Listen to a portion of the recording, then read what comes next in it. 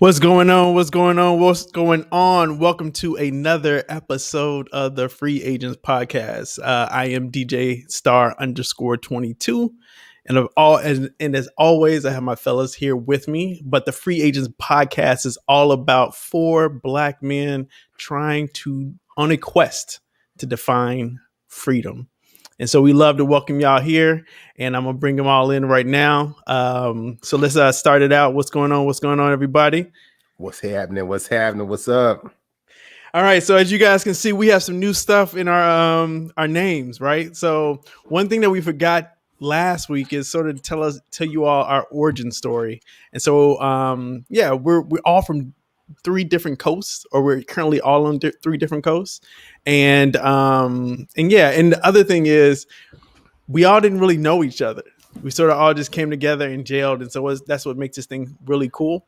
But like I said, you said came together in jail or came no. And jail. Came together and jail. Sounded like in jail.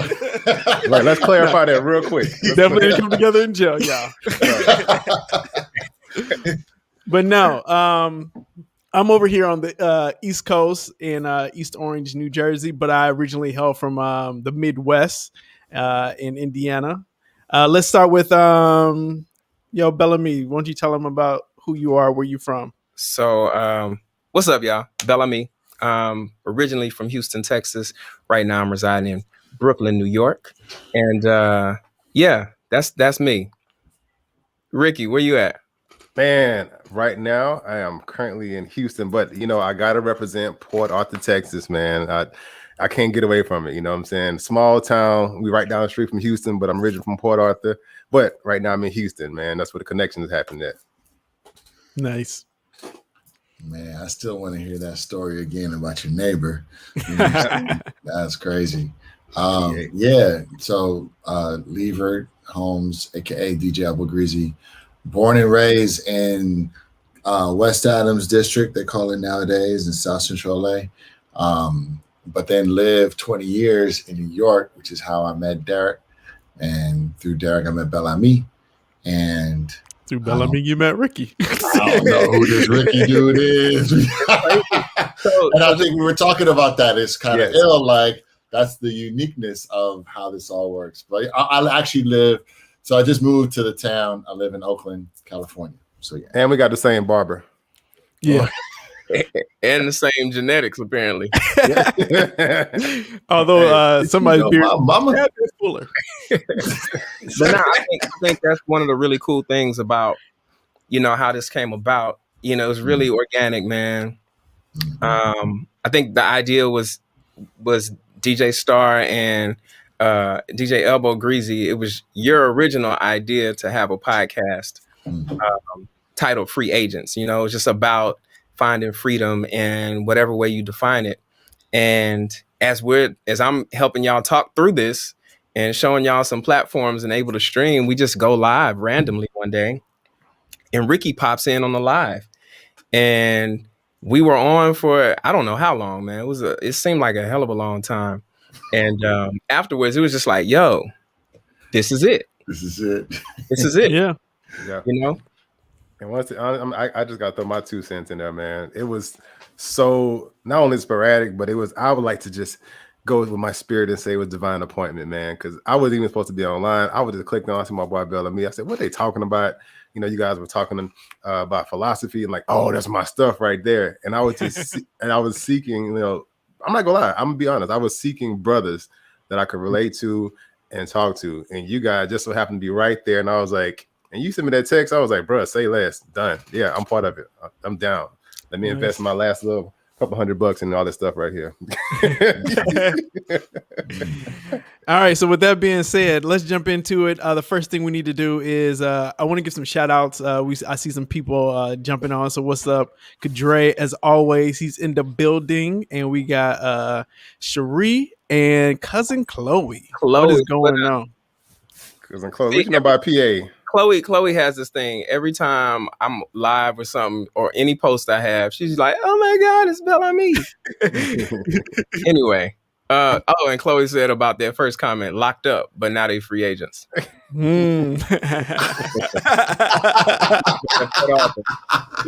was good. Shout out PA. Cherie all the way from St. Louis. And we Nice. got I need Elbow Greasy to send me a box of records from Robbie Tolan. That's the big homie. What's up, Robbie? That's what's up, fam. Nice. Yeah, you do got a gang of records behind you, bro. Shout out to Eric as well. Yo. The one and only, the most talented bass player Yes. side of existence. Just in my own opinion. Anyway, yeah. Anybody else out there? Yeah, wherever you from, shout out where you from. Yeah. You know what I'm saying? We'll post you in the chat. So, all right, so let's jump into this first thing. How are we defining freedom this week? I'll start it out. I am defining freedom by knowing that that I'm mortal. That like this. Let me back it up, because first I'm going to say I'm defining freedom by knowing what death is, and the reason why I say that is I've been listening to Rick Warren's A Purpose Driven Life. And so on today, which is day 6, I think I'm on, he talked about like this idea of knowing that like this life will end, but this is not the end of life. And so a lot of times we try to do all we can in this life. And what he said was, which was so powerful, he's like, eventually you're going to die, but your death, your physical death is not your final death, because you have eternal life. And so it's like you're going to realize that all the stuff that you were doing on earth really didn't matter in the span of time of the rest of time. And like that really like put some perspective on me. He's like, you don't need to necessarily, you'll realize, he said that you'll realize that like all the stuff that you're trying to do and all the stuff that you're trying to get in is not really needed. And the crazy thing about this is I follow, what is her name? McLaughlin. Dang it. She's a tracker. Is it Cindy?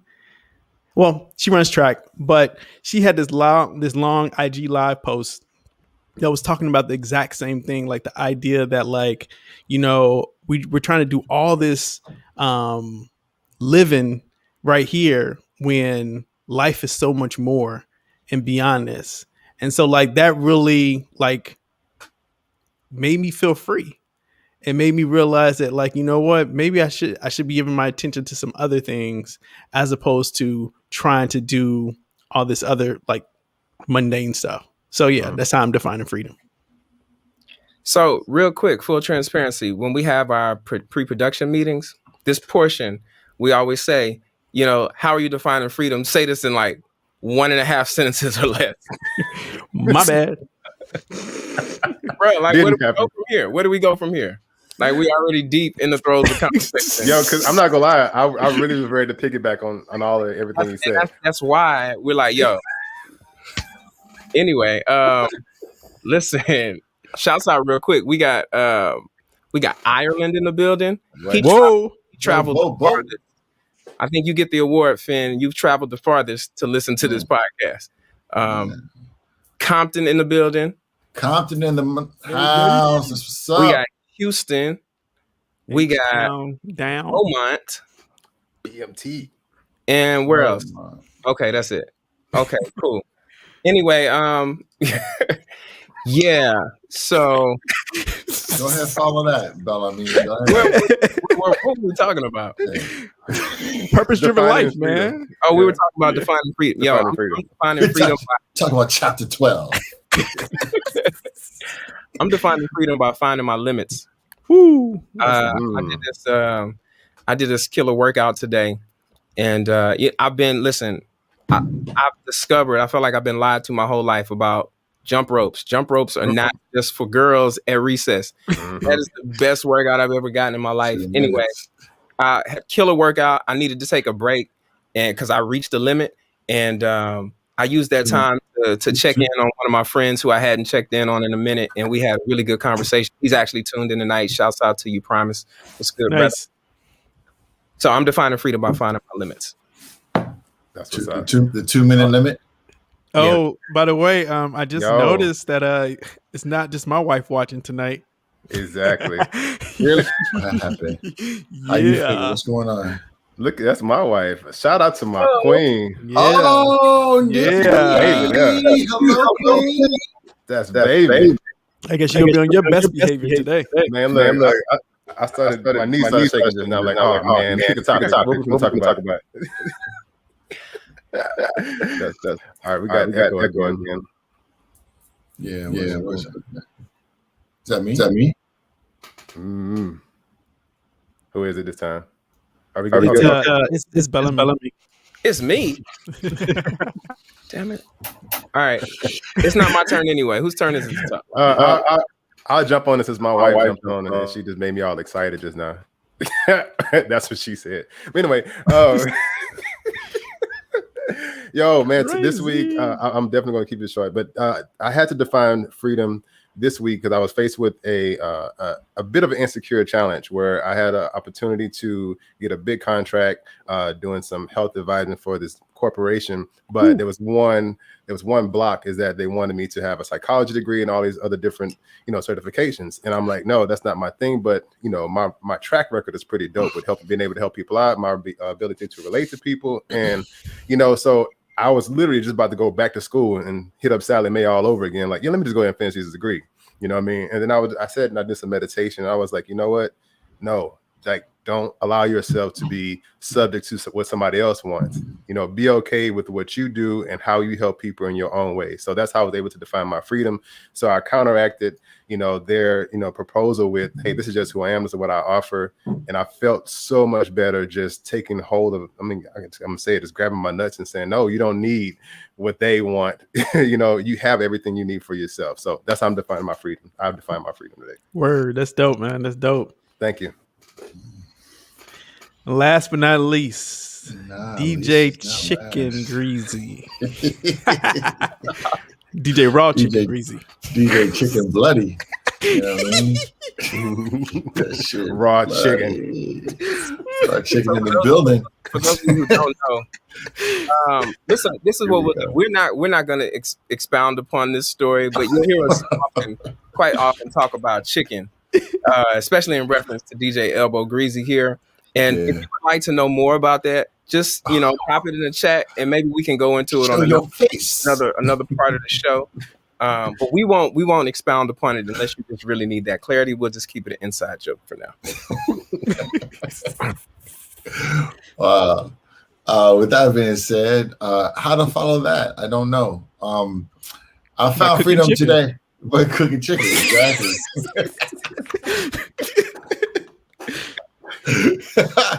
Nah, my brothers. I think I found freedom today, or just like this week.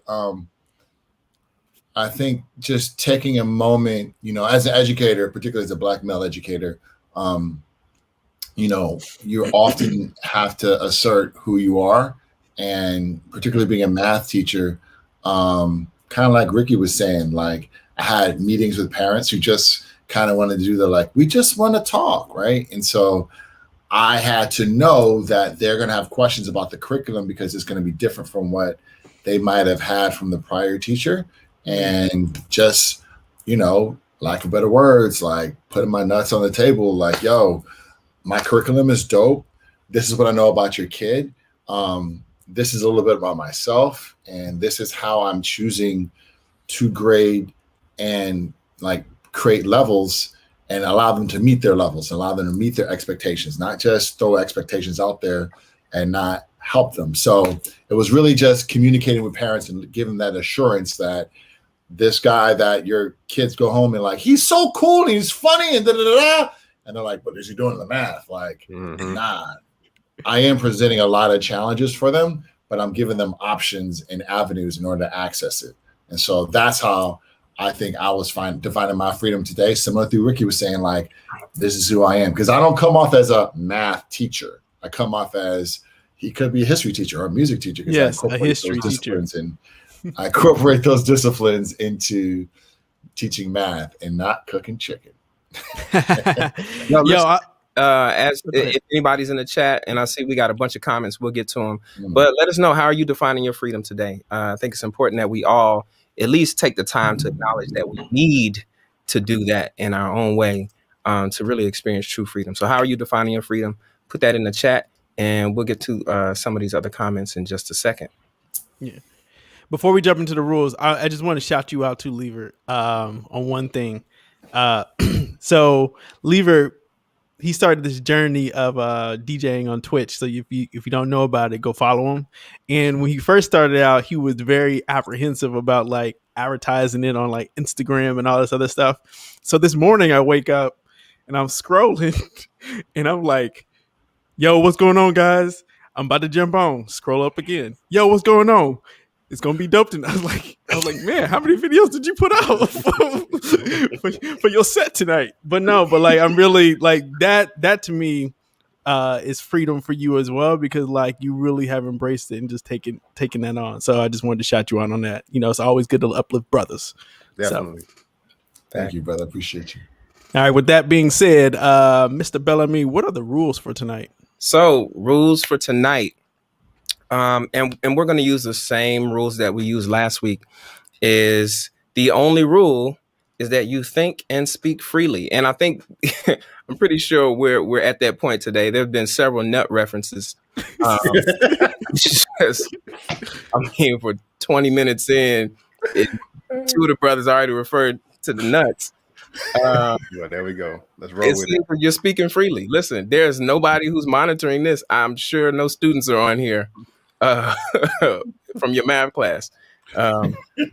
That would be just strange. Anyway, yeah, those are the house rules. Listen, this show is about learning. We believe the only barrier between relationships, or the only hindrance in relationships, is conversations. And so we're all here in an effort to learn from each other. We're here to learn from you all. This is a very interactive show. If you at any point feel offended by anything we've said, feel free to jump in here and tell us yourselves why and how you're offended. And as a matter of fact, I'm going to include a link that you should see popping up in your chat, whatever platform you're viewing this on. And oh crap, what did I do? Okay, there we go. Hold on. So we're gonna act like that didn't happen. So yeah, so I'm putting a link right now in the chat. If you click that link, you can pop right here in our VIP section. I know we got somebody on here who definitely will pop back here in our VIP section a little bit later, but that'll get you backstage and you can voice your opinion, voice your comments, whatever you want. You know, it's your world, but definitely have a conversation with us so we can all learn from each other. Yeah, I would like to say we have like an open door policy. So, you know, we welcome everyone anytime. All right, y'all ready for segment number 2? Let's do it. All right. Yo, this is Hot Topics. So we did a little poll, and a lot of you all participated, which we are very grateful for. And so with that being said, the topic of tonight is who's worthy of blackness? Dun, dun, dun. Now I want to jump in here with a story about blackness and me being black. All right, so hold on, really quick before you go there, DJ Star, check this out. I just wanted to share.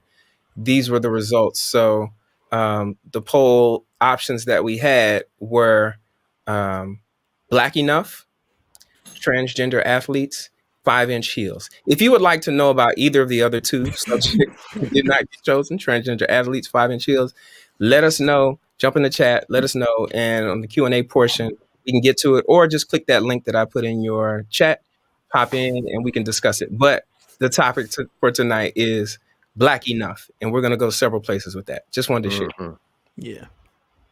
All right. Appreciate it. So with that being said, little story time. I'll make it as quick as possible. Growing up, I was a pretty intelligent kid, you know? And I ended up at this one school. It was like a GT school, but it was like GT and regular. And I will never forget this because I had two people who claimed to be my best friends. I won't give their names out, but you know, but like they basically harassed me from like 5th grade all the way to 8th grade. And like the whole thing was because I was like in this GT class, and the majority of the kids in the class are white and all this other stuff. You know, What's they call GT? gifted and talented, right? Thank you. I was Academically going to ask that talented. later. Yeah. And so like they will always like, you know, test me on my blackness. They'd be like, "Oh, you ain't black, you an Oreo," you know, because you make good grades, and you know, in this, you know, class with all these white people, and you have white friends and all this other stuff, and they like you probably like Ronald Reagan and all this other stuff, right? And at the time, I had no idea anything about politics. I mean, I'm kind of sad because they knew a lot more about politics than I did. There was even pointing out like references in the Bible about like slavery and 400 years and all this other stuff. I was like, man, maybe I'm not black enough. But but like the whole thing is it kept going. So like from like 5th grade, 6th grade, 7th grade, and I'll never forget this part. 8th grade, I finally had enough of it, right? I got tired of being called Oreo, got tired of being called Uncle Tom and all this other stuff. And so I got my blackness back through a rap battle. And the thing is, you know, what inspired me was I will never forget the Fresh Prince of Bel-Air episode where Carlton stood up to Will Smith, and he was like, you know, Will, you always talking about like, you know, that I'm not black enough, but what it is we run in the same race, and you tripping me up. And I was just like, yo, like that is and so then with that being said, like I decided to confront them about this. I was like, yo, we all in this thing together. And so we just started doing these rap battles all the time. And so I finally won I won one, and that was the last one I ever did. And I'll never forget it because I won it with this line. I was like, you know, something, something, something.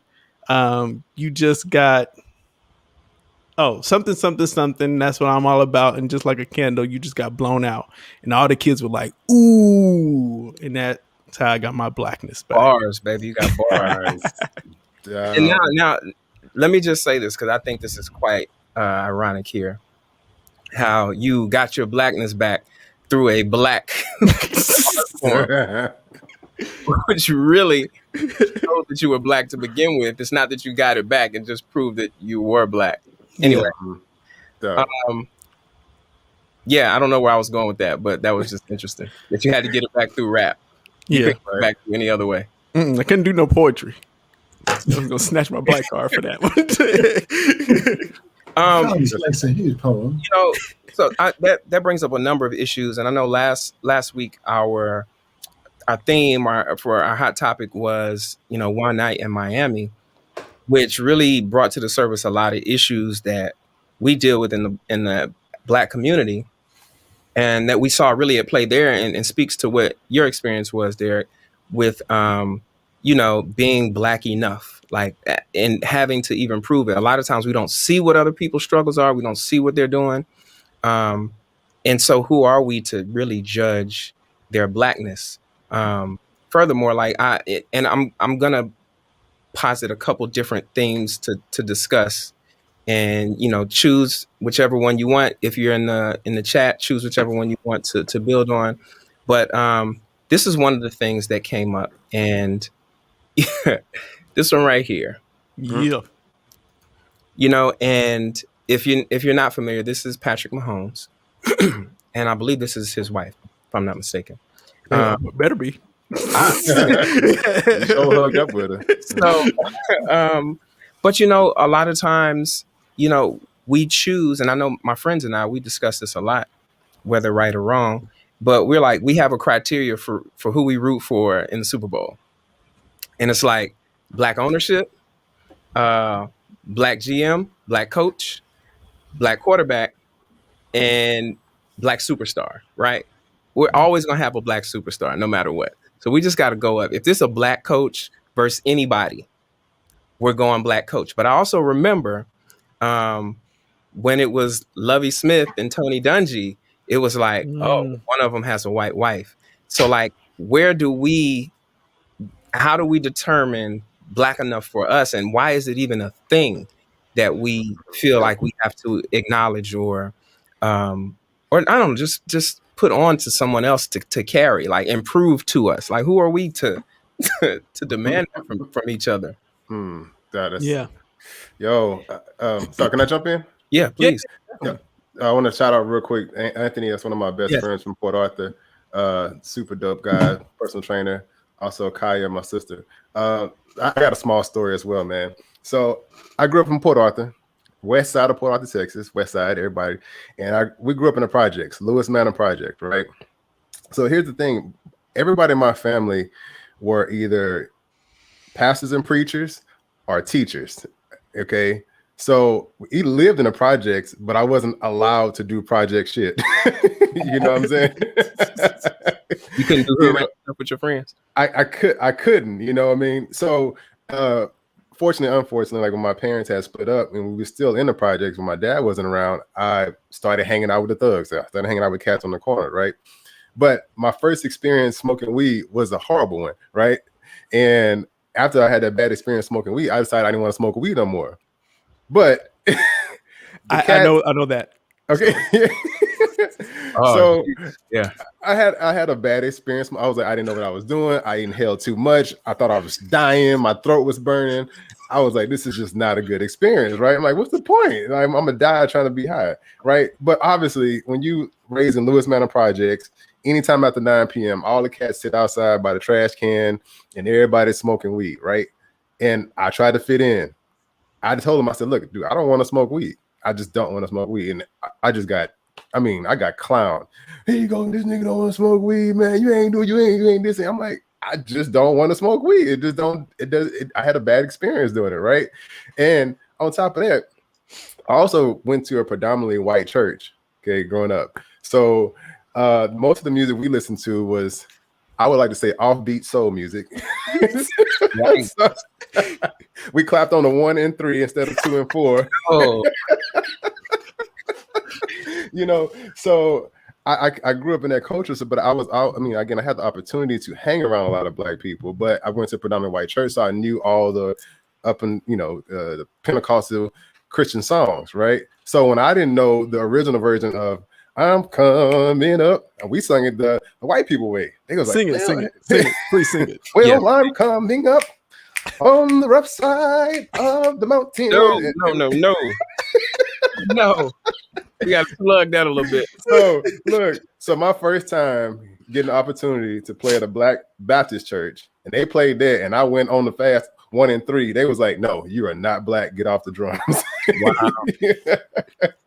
You know, so I've always had that feeling of, not being accepted, but it's like I'm in the black community, but I'm still not accepted, which was like a very confusing place for me to be.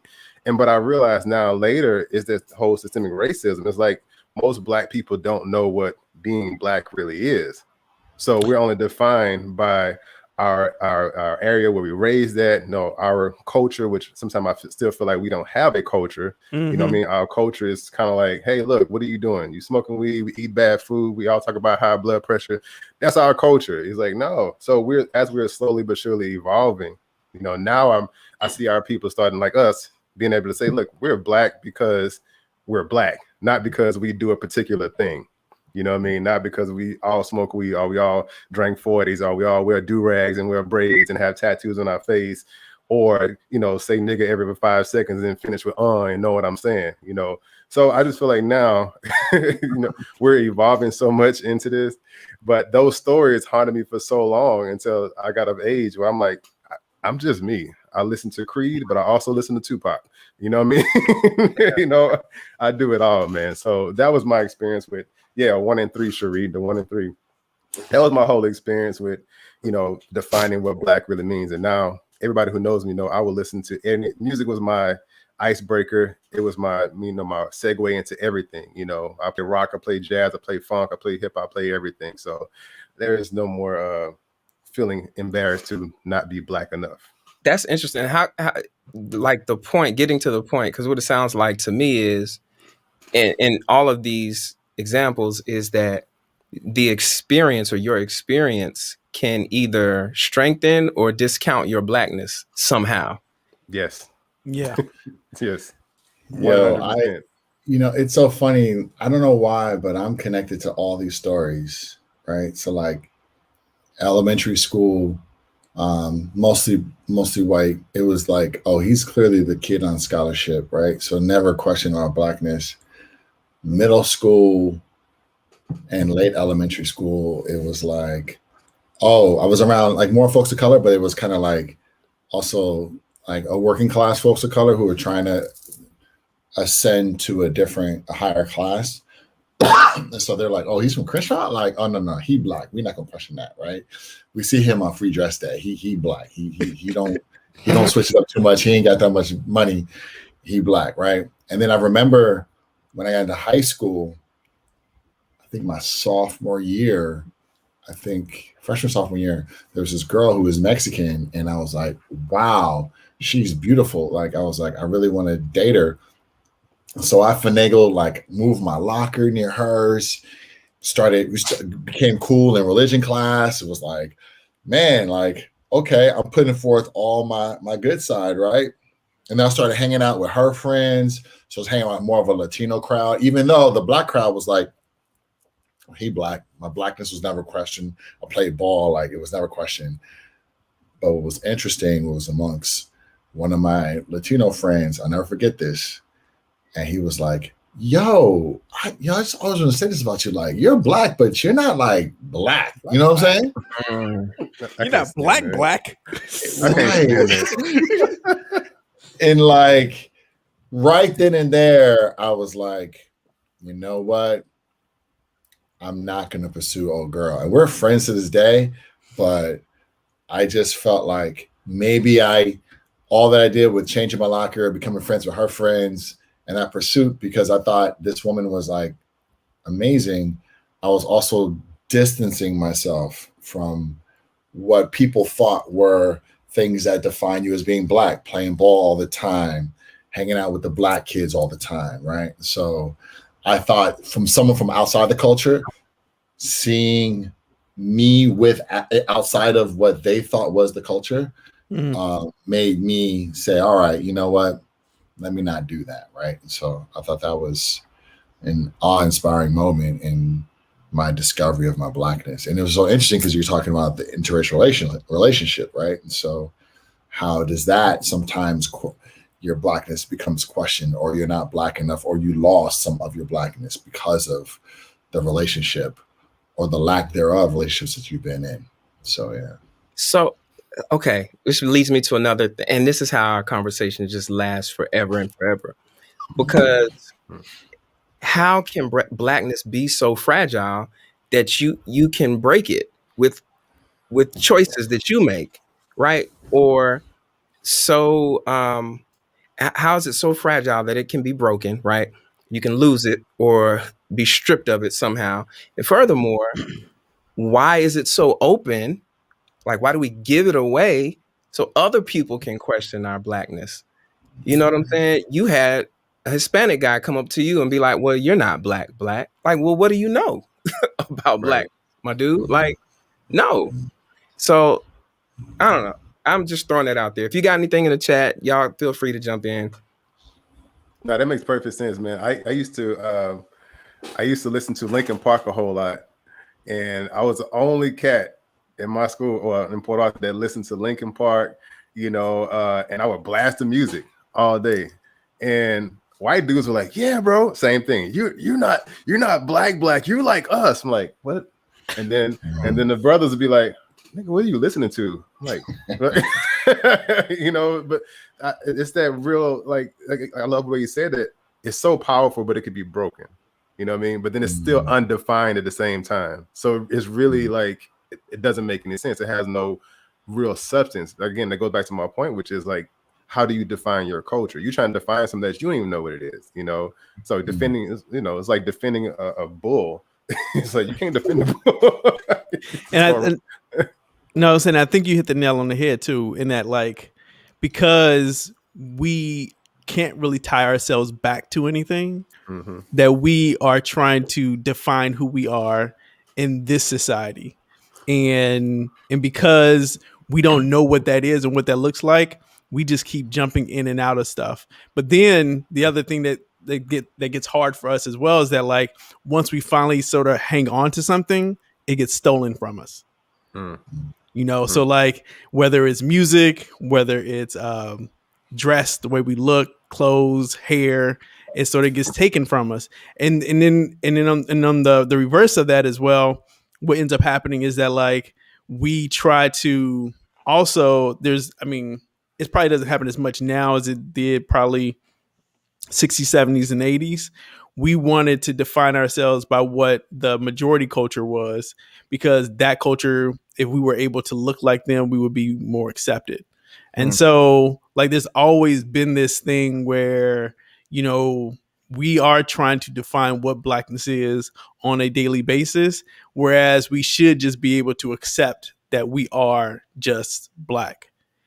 And then at the end of the day, also, because I saw this post today, realized that race is just a social construct that was created anyway. So we're not even any of that. We're human. So a really good question came up in the chat, and it was by your wife, DJ Star.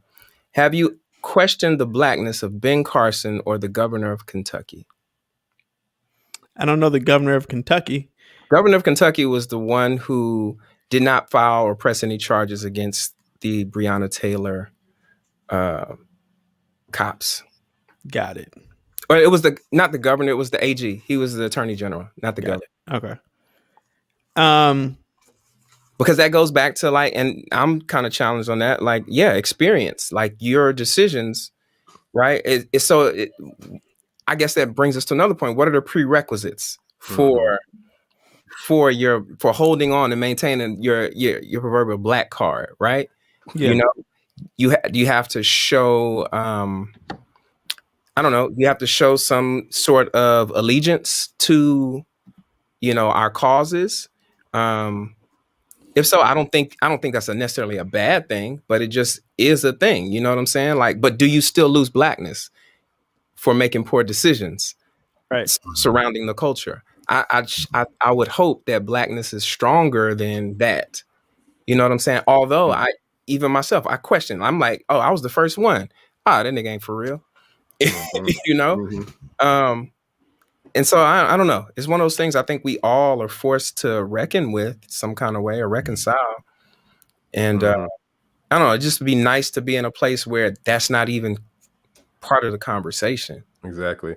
Look, Kaya brought up a good point. I don't know if you could pull that up on there. Yeah.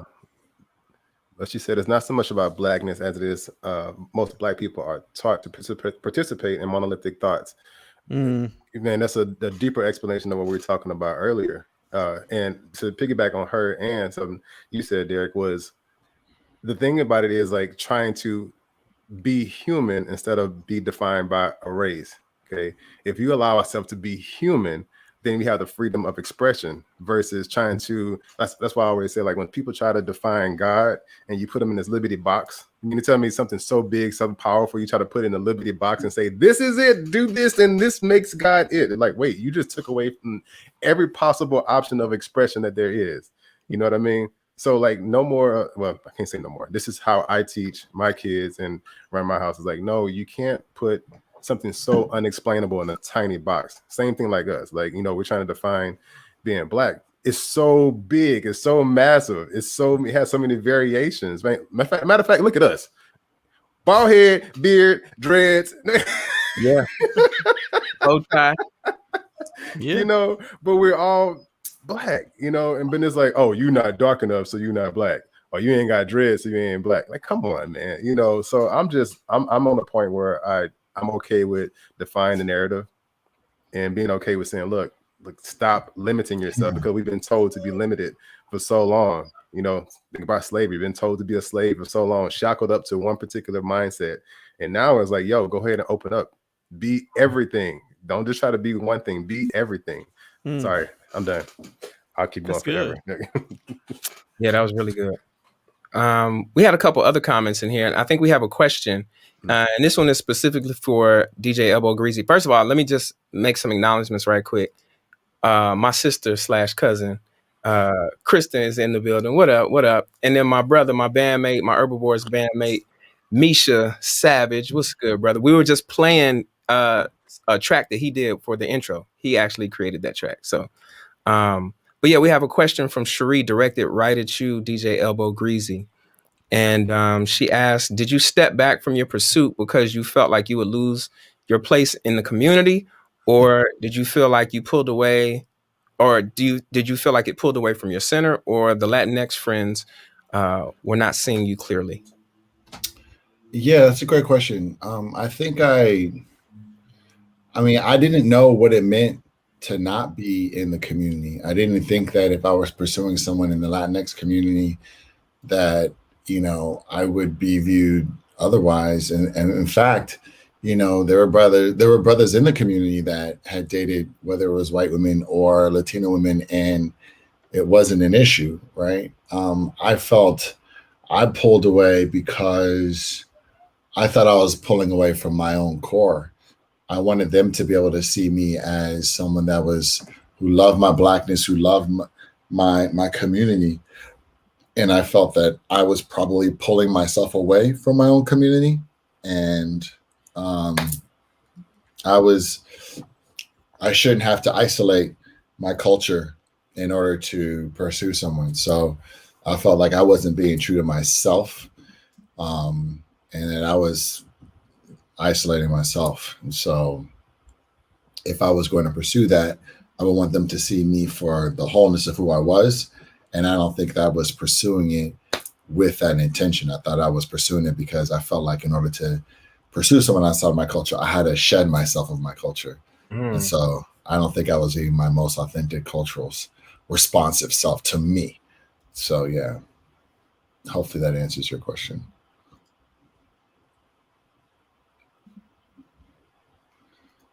Yeah, that was a lot. Sometimes I felt like I was like, did I miss because y'all just not saying anything? You know what I mean? No, I'm sitting here digesting it. We also have something from Kadre, and I think Kadre was speaking more towards what you commented about, Ricky. And Kadre was like, how about the scenario? Some of your elders hear you listening to country music and they ask you, why are you listening to white folks' music? Exactly. Oh, I got that a whole lot, you know, especially, you know, our people, when they don't understand what you're listening to, they don't understand the evolution. That's the real thing. You know, it's hard for anybody who decides to stay in a box, you know, become comfortable in this box of monotony. Then when they see you evolving, you know, and they're like, what are you doing? That don't sound, that's not us. That's not us. And I've always kind of counteracted that. Now I used to get in trouble a lot as a kid because I would ask why so much, but now I ask why in the most reverse psychology way. You know, but the question I like to ask people is like, why doesn't that make sense to you? Like, help me understand. It's because if I turn it back on you, then you have to think about what you're thinking about. And then most time when people say things, they don't really understand why they're saying what they're saying, and it kind of makes them shut up. You know. And so I'm okay with just evolving, being myself. Even the other day I was listening to some EDM at the gym, and dude had when I'm in the gym, I'm fired up. So I'm just like, let's go. And sometimes when I'm feeling like low energy, I'm at the last 15 minutes, that EDM get me going because it's like this, you know what I mean? So I like that pump, man. And the dude was like, man, what you listening to? I was like, man, it's some Dead Mouse, man. Dead Mouse just getting it. And he was like, who? And I put my head, I let him listen to it. And brother was like, okay, man. That's all he said was okay, man. But he couldn't get it. I know he could. I know what that meant. I know what that okay, man meant. Like, this nigga, okay, listen to some EDM music, man. But yeah, I hope the answer, yeah. Let me ask this question. Do you think that we keep ourselves from getting ahead because we keep trying to be divisive and divide? Absolutely. Because we want to define who we are, but through defining who we are, we divide ourselves from other people and even from ourselves. 100%. Again, we've never been taught to be comfortable being ourselves. That's the thing. Like, you come out the womb being told how to eat, when to cry, you know, who to listen to. People are immediately trying to teach you things as soon as you are able to learn anything. Hey, learn your ABCs. You know, why I need to learn ABCs? Why I need to learn Mary Had a Little Lamb? Why? What's the reason? You know what I mean? So there's this system, you know, and this book, because like there is no book on how to teach life. There's just habitual, traditional things that we all learn how to do and say, hey, I learned ABC 1, 2, 3 growing up. So you're going to learn ABC 1, 2, 3 growing up. But then as soon as you start questioning the book, it's like, first of all, where'd you get this book from, and why does it even exist? You know, and not to be so like arbitrary and like, you know, confusing with anybody, but if you understand the why, then it makes sense to you. Then you can explain it to me better. You know, so trying to define yourself, and then as soon as it's like I break that cycle, it makes you feel uncomfortable because then you realize you don't know yourself. That's the real problem comes in that. You know, you don't even know why you're doing what you're doing, and so now you're like, dang, all these years I've been doing some bullshit, and he come with some new stuff. So now I wasted 20 years of my life and not knowing what the hell I was doing. You know what I mean? So Sophie said Speaking of that though, like, and you know, we were talking about how, you know, how we became acquainted, Ricky, was through you being a drummer for the Global Movement. mm-hmm. And there's a song, and Jerome says there's no movement without friction. Mm-hmm. And so I think about that, and I think about how, you know, we're all pursuing finding this or how to define ourselves, and that friction comes when you tell your folks, hey, or when you at the family reunion say, nah, I'm not gonna have no ribs, or I'm only gonna eat the potato salad and the greens because I can't eat anything else. Everything else has bacon in it, you know, and the greens might even damn have bacon in it. But you know, like these are all points of friction, and I think and I think this is just our human nature, right? We want to be safe. Safety is what we want, and there's safety in knowledge and safety and predictability. And so when I don't understand, you know, vegetarianism or a vegan lifestyle, like that to me is not going to register. I'm going to register that as being unsafe or unhealthy, or, hey, come back. What are you doing? Get away from that. Like, you need this. Oh, ribs ain't never hurt nobody. Nah, actually it has. You know what I'm saying? So yeah, it made me think of that. Like, we're on a quest to define, but there's always going to be friction, and that's the friction is what rubs people the wrong way, you know. Yeah, people don't like the friction because it makes them feel uncomfortable. You know, it's a pushback, which is why I always talk about reprogramming your thoughts, reprogramming your happiness, because if you realize that the body actually needs the friction in order to feel alive. Okay, think about it. Anytime you eat something that your body doesn't like, what happens? It tries to get rid of it, and if you don't allow it to get it out soon enough, what happens? It becomes inflammation into your body, and your body has to defend itself. Mm-hmm. All of that is just energy. All of that is just movement. So it has to do what? It has to create more fat cells. Okay, it has to create more insulin, and so your body is constantly trying to defend itself. Which is the funniest thing. Is like, yo, if you just give it the necessary friction it needs to function, then you'll be okay. In other words, AKA work out. Get a 20-pound rope. You know? Use the friction. The friction is like life. That's why I say fitness is literally life. You know, without no resistance, there's no results at all. You know, but again, you know, we hear resistance, we automatically think it's something bad. Oh, I don't want to go through that. I'm like, yeah, you know, that's why you're going to stay exactly where you are, and you're going to create this whole, you know, systematic process of everybody doing the exact same thing, and you know, everybody talking about, it runs in the family. Well, actually, nobody runs in your family. That's the problem. So. Yeah, I said that a bunch of times. I've said it a couple of times. All right, so let's button this thing up. Let's button this up. So, how are we defining blackness? Blackness cannot be defined. Hey, I don't even think nothing else needs to be said. That's it. I was going to say that I can't define it, because if you define it, then you put it in the box. I think just be. Just be. Just be black. Hey, that's a t-shirt that we're going to come out with, y'all. Be black. Be black. It was said here first. This is going to be on the internet forever. So if you try to steal it, we're just going to run the table back right quick. That's right. Push play and lawyer up, motherfucker. Lawyer up. All right. So with that being said, it is my time to do my promo. So let me put myself on the screen. What's up, y'all? Promo for this week. As always, want to shout out my wife and her lovely treats. I'm talking about her desserts, Miss Fannie Mae's Sweet Shop. Get it while you can. Always cooking. And also want to just promo my stuff as well. I am on Twitch right now. I had some issues today, but it definitely will get better. I'll be on Twitch, DJ Star _22, as I start my gaming journey into the world of esports and e-racing. But I'm also think I'm going to be playing some other games. If y'all want to, if there's any particular game that y'all want me to play, I will definitely do that. I love for y'all to jump on, have a conversation with me. I currently don't have a schedule right now, but usually I'm playing Friday, Saturday, and Sundays. All right, so that's me. Also, that's my wife, Miss Fetty Mae Sweet Shop. And yeah, come check us both out. All right. It's fun time now. All right. This is my favorite part of the show. Listen, shouts out to everybody who's stuck around. We got up to like 20 people at one point. That's incredible. Numbers keep getting bigger and bigger. And I'm also, Kadre, we see you backstage, bro. We're going to get to you, we promise. And if you would like to jump back here and be VIP sometime this evening, I am posting one more time the link in the chat. You can use this link to pop back here backstage and be invited into the show once we get to the question and answer portion.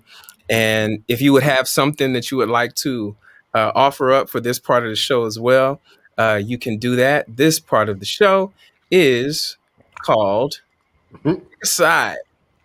Peace. And I know we have a lot of men in this group. Women, you may not have this problem, but I don't know how we're defining men and women anymore. So I don't know. Some women may have this problem. As we get to gender, that's a whole nother conversation. But as a man, you learn early on to pick a side.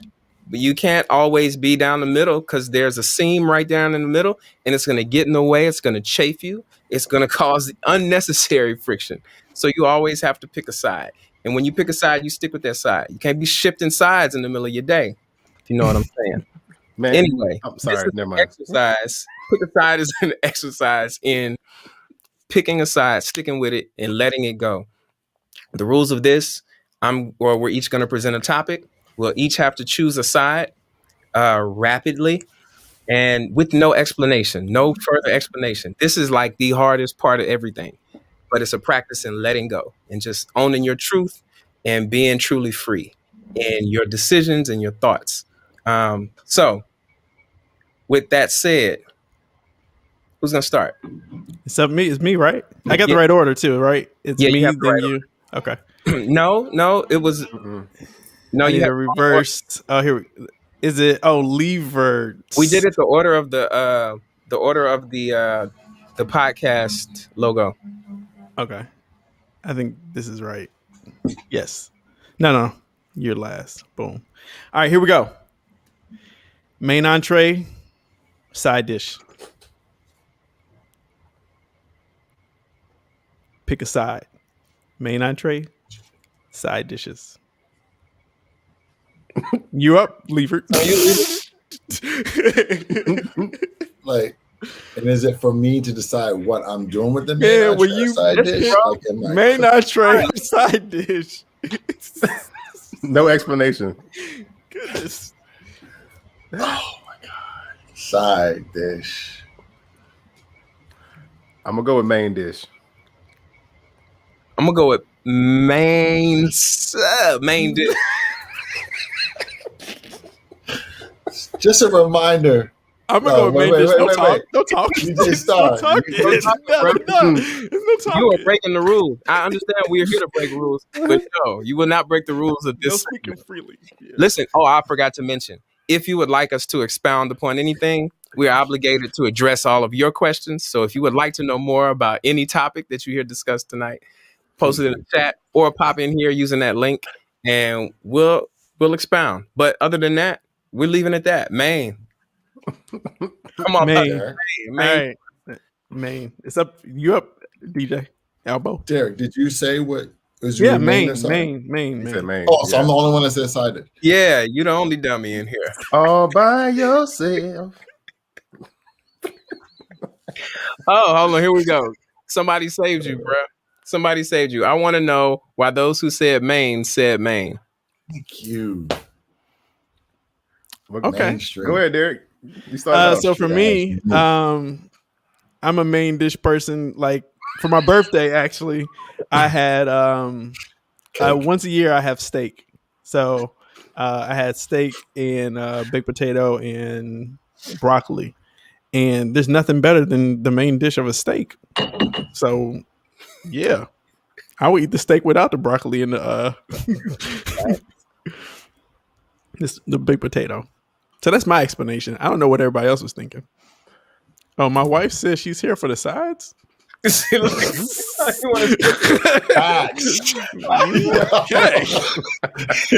Yeah, that's what no. Robbie says it's because they women. Well, clearly, yeah, okay. Go ahead, say what you're gonna say. No, real talk though. Yes, this is double entendre city right now. But actually, I don't need sides. Like I really don't. Like if half the time my wife tries to make me eat sides because I'm just like, nah, just give me a piece of salmon. I'm good. That's it. You don't. What else are you gonna have? What else you gonna?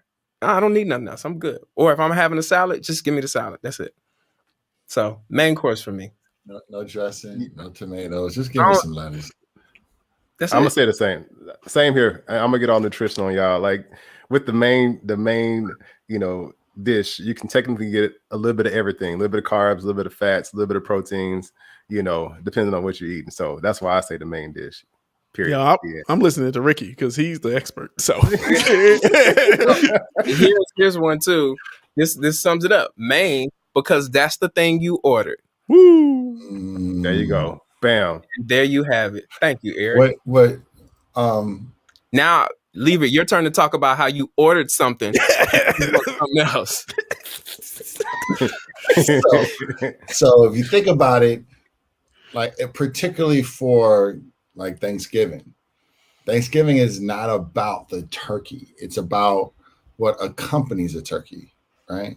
So the side dishes, it's like the accoutrement, you know what I'm saying? It's like the beads, or it's like, the silk scarf, or like what goes with the Apple Watch, right? So it's like, it's not the Apple Watch. It might be the band, you know what I mean? So like, if you think about it, your mama is known for, not your mama, but like mothers can be known for making main courses, but the side dishes, the mac and cheese, the collard greens, someone said the potato salad, there's extra love put in that, you know what I'm saying? And I feel that oftentimes people don't value things that are just off on the side. Like, I know people think, oh, it's side piece. I'm not thinking of side piece. I'm thinking of what? What's that? A who? A side piece. I'm talking about like this is like that funky breath stank love. You know what I'm saying? Like the main piece was Valentine's night, and then that morning, are you good enough to kiss me in the mouth? You know what I'm saying? Like that's side dish. Where's he going right now? Am I okay? What happened? Bro, you high, man. What is happening right now? Yo, some people make potato salad with peas in it. You know what I'm saying? Like mac and cheese to breath steak. Y'all don't know about the breath stank funk love? Okay, I'm sorry. I thought y'all embraced the funk. Y'all just want hip hop and R&B. But sometimes you want some of that funk, man. All right. If you did not notice earlier, and I'm sorry, we'll get back to this in just a second. But if you notice, in our name tags, matter of fact, as you're looking at this, you see our names here. Please go ahead and follow us all on social media. But if you notice, DJ Elbow Greasy is in the town, which is Oakland, right? That's Oakland. Yeah, that's right, baby. And in California, recreational weed is legal. It's also legal in Jersey, but we ain't doing it like that. I just want you to understand the framework, or the context with which he's speaking right now. Listen, man. Yo, I'm trying to tell you. Funky breath, love. Listen, man. Come to the town, man. There's a lot of love out here, man. Breath, stank, funk, love, baby. All right, pick a side. Pick a side. Let's go. It's on you now. Kristen said this is too far left. Tony says, "Whoa, Oh, Jesus. My sincerest apologies. I'm speaking of. What are you speaking of? Right. Like, what are you speaking of? Also, I just needed to just for for purposes of record keeping. Oh my God. Erica says she's all about the sides. See, that's going. what I'm saying. Pick them all. Go ahead. Go through all Breath, of them. stank, funk, love. Mac and cheese, highly debated side dish. Listen, some people like certain side dishes. Every side dish ain't for everybody. But see, that's I think what she's saying is that mac and cheese. So this is really good. No, this is really good about like the whole blackness thing. So for black people, mac and cheese is a side dish, but for white people, it's the main dish. Main dish. Right. Trust me, I know. That's like a main. That's the main dish. Yeah. I grew up in a white Pentecostal church. Trust me, that's the main dish. That's weird. Very. First of all, well, I get my blackness revoked oftentimes because I'm not a mac and cheese fan personally. Wait, fan? Like Like, are I you don't lactose intolerant or something? Or I'm you just just no. don't I mean, I am, but I'll eat stuff I like. I just don't really like mac and cheese like that. Yeah, I guess I get mine revoked too because I don't like hot sauce at all. So here we go. So my boy's a chef right here. Hold on, time out. You say you don't like hot sauce? Yeah. See what I'm saying? You see the judgment I had? Now you take me back to my childhood. And you live in Texas. You live in Texas. It's like I don't like hot sauce, man. Eric is a chef. Eric says mac can be the main. Okay. Okay, that's Thank from you, a Eric. chef standpoint. He got your back. yeah, mac and meat. Throw some ham in there. All right, let's go. Put some Yeah. raisins in it. All right.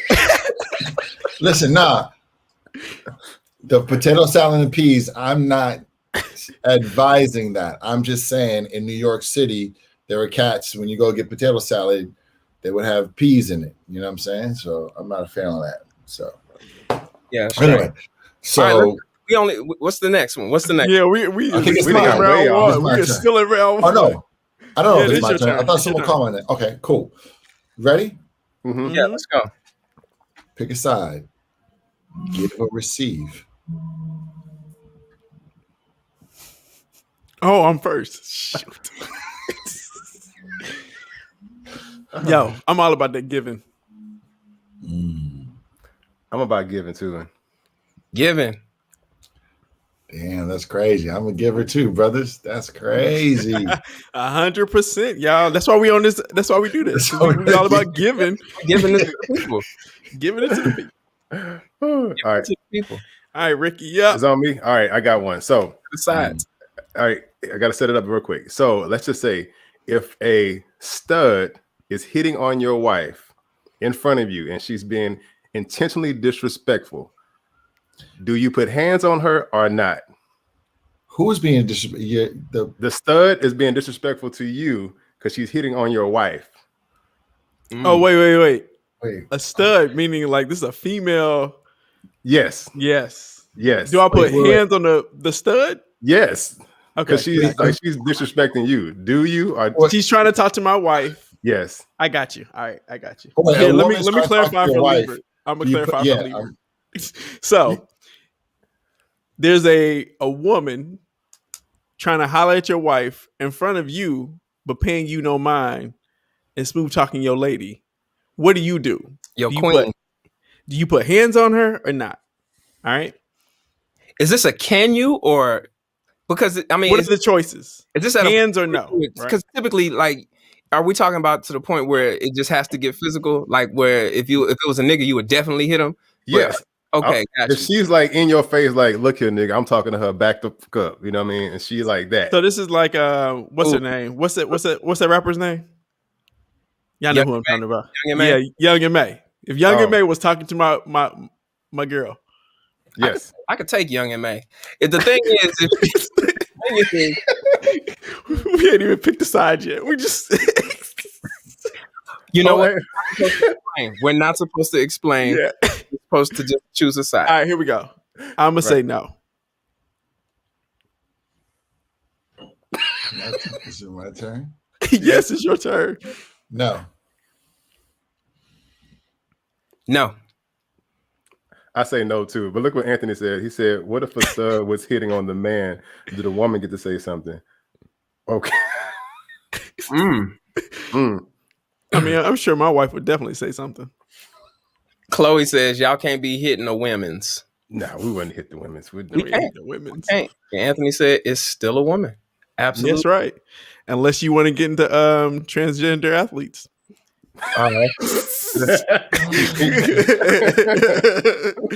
She would say something. That's a iffy one, man. Like these are tough, but yeah, no one asked us to clarify anything any further, so we got to keep it moving. Keep it moving. Keep it moving. You up? It's on me. All right. Black History Month is necessary. Yes or no? Everybody sit back on that one. That's funny. It's on me? No, it's on me. It's on Derek. Yes. Definitely yes. I'm gonna be honest. I'm gonna say no. Yeah. I'm gonna say yes. I'm the only no in the group. Yeah, now I feel awkward. It's okay. If anyone would like to know why those choices were made, feel free to ask away or pop in here using that link that I posted. I'll post it again. My wife said, "Why, Ricky?" Okay. She wants to know. All right. So like your wife's okay. So here's the deal. The part of me that wants to evolve and needs to evolve, and not have so much energy put into one single month takes away from our possibility of becoming are coexisting with everything and just being. I understand. I think that, there needs to be like what we're doing, like private groups, us just being us, talking constantly, like evolving each other. But I feel like if you got 12 months out the year and you get 1 month to just say, let's focus on Black people for 1 month. It's like, God, what about the other 12 months? Did we just forget everything that we're doing? I mean, it's kind of like Christmas and all the other days. You got every day of the week to give, to sow, to show love. But then it's like one day you go spend all your money, and that's the day you really show that you love. I think when you're completely here and you're existing as a human being, and you just automatically, again, it's not an automatic thing. Ricky, I get it. I automatically accept us as people and understand everybody's different. But I feel like once you have to take it and put it in 1 month, you take all your energy and give it to 1 month, you're still segregating yourself from everything else. So for the rest of the year, we're supposed to just be, who are we? You know what I mean? Don't acknowledge Black people from January, March and so on and so forth. Just take 1 month to acknowledge them. I think, so that's my reason for saying no. I feel like it just, it's too much energy going into one place. I think it should be an ongoing everyday thing, just like living, breathing, taking a shower, going to work, accepting those that we love. We go to church, it's just something that we do. That's why I said no. Yeah, I like that. And I was there, and that's where I was thinking, but I was like, at the same time though, I just feel that there's still a lot of history that's not known, both personally for myself, and for other people. And we live in a society that,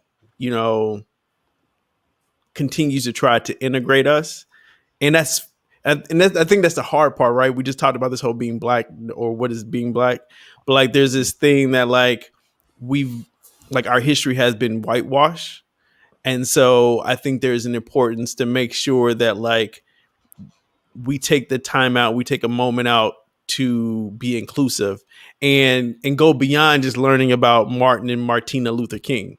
Thank you. As well, because I mean it's more than just that, but it usually falls back to those things. But it's like, there's a lot of history that's been lost, even pre-slavery history that's been lost that, needs to be learned as well.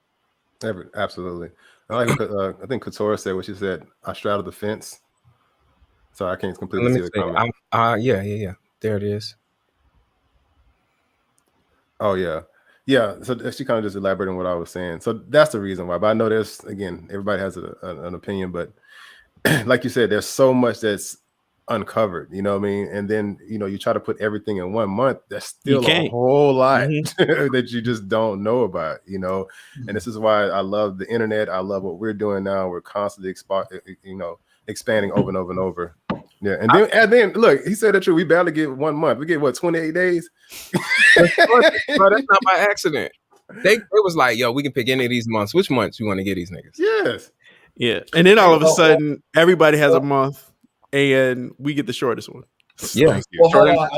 I think let's be honest. It started with Black History Week, if I'm not mistaken. You are right. Woodson. And so I think it expanding to a month, I don't necessarily think that that was a growth of it starting as a week, but I still think I don't know if I've been on the fence, because I think growing up, Black History Month was when PBS would show Eyes on the Prize every night, and I learned significant amount of information about the civil rights movement that I assumed every Black person in the country was watching. And so then when I first started teaching as an elementary school teacher, off 144th Street between 7th Avenue, Adam Clayton Powell, and 8th Avenue, Frederick Douglass, I had students who never even knew who Adam Clayton Powell was, and they lived in Harlem. Wow. And so I feel like Black History Month is an opportunity for us to step back from, who's trending, who's popping, and to look back at our greats, whether it's Cicely Tyson or it's Frederick Douglass or it's Adam Clayton Powell, they come to life, right? And it's an opportunity to kind of, I know there's a time where we was like, yo, let's stop talking about Martin Luther King and Langston Hughes. But I think we only spoke about an aspect of their life, right? I don't think people talked about the totality of who they were. And so I value Black History Month because it's an opportunity to talk about Black folks who've sacrificed so much that aren't put on pedestals the rest of the 11 days of the year, right? 11 months of the year. Yeah, we got you. I'm sorry. It's been a long week, brother. I was also gonna add, when you take, young Black and brown children from the Bronx to Atlanta, you learn a lot about Black history, don't you, Lever? Man, that might be a whole nother show. Yeah, we gotta say that one. We gotta get through this round. All right, that's it. That was the first round. All right, I'm up. I just want to also say, sorry, I chose that it's necessary because it's strictly because of circumstance that it's necessary. You know what I'm saying? In an ideal world, it shouldn't have a place. Just like the fact that you can lose your Black card should not have a place. You know what I'm saying? So it's just necessary because of our circumstance. That's it. All right. Pick a side. This is the one, and I mean, you may or may not get it, but it's okay. Still got to pick a side. Malcolm or Marie?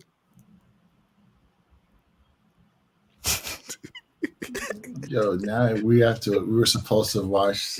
Nope. If you watched it, great. If you didn't, after you said, yo, this is a great movie to watch, fellas.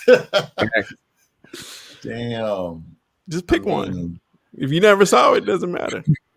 I know, right? So you can't go against Malcolm. which I know you set me up, but Malcolm, all right. Ricky's are you frozen? Yeah, no, I'm here because I watched part of. I don't think I watched enough to gather enough information, but I'm gonna just roll with Malcolm. All right, I'm gonna go with Malcolm too. Wait, which one of y'all? Wait, so Derek, which one of you? Malcolm. DJ Star. Malcolm. Okay. By the way, if y'all gonna talk about this movie, I gotta take my ear set off. I can't. No, we're not gonna talk about it. I don't like. We will not talk about it. Here goes Erica. Erica says neither. Neither. All I'm gonna say is it's a really dope film, and I applaud Morehouse, man. Is he the one that wrote it? No, I'm just saying. No. Oh, JD. Yeah. No. But like, I need to find out. Like, I want to find out the writer because like, what's so dope is it's a 2-hour film. Sam Levinson is the director, and he wrote the story and the screenwriter. But like, it's just them two for 2 hours, and the dialogue is so like, I mean, it's dope. Like, and if you're married, you've been there. That's all I'm gonna say. Okay. I gotta finish Definitely watching gonna be it. on our watch list Yeah, together. yeah, it's on Netflix. on Netflix. Netflix, Elbow greasy. Oh, Marie, Malcolm or Marie was the Who. Next question. Pick a side. Elbow greasy. So am I presenting you. the sides for people to pick? Oh my god, dude! All right, we got some new rules for you tomorrow next week. No, because it's gone so long. It's just like it almost feels like we're discussing it. But anyway, that's my bad. All right, so pick a side. Slim or thick? So, say it again. I didn't hear you. Slim or thick? Slim thick. That exists. That does exist. That was an option. I don't know if that's a side though. That's I not don't a think that's. He's chafing. He is chafing right now. That sounds like straddling the fence. If I'm not mistaken. I'm gonna go with thick. I'm definitely going with thick. Slim. Thick. But I'm definitely slim thick. What is wrong with you, Derek? I'll admit it. No more conversation. Unless Yeah, seriously. Oh my God. Unless, All right, it's on me? Okay. you. So this is kind of corny. I'm going to take another total left turn. So in the Matrix, are you Neo or Morpheus? Which one? You say Morpheus, Amorpheus. You Morpheus or Neo? Which one are you?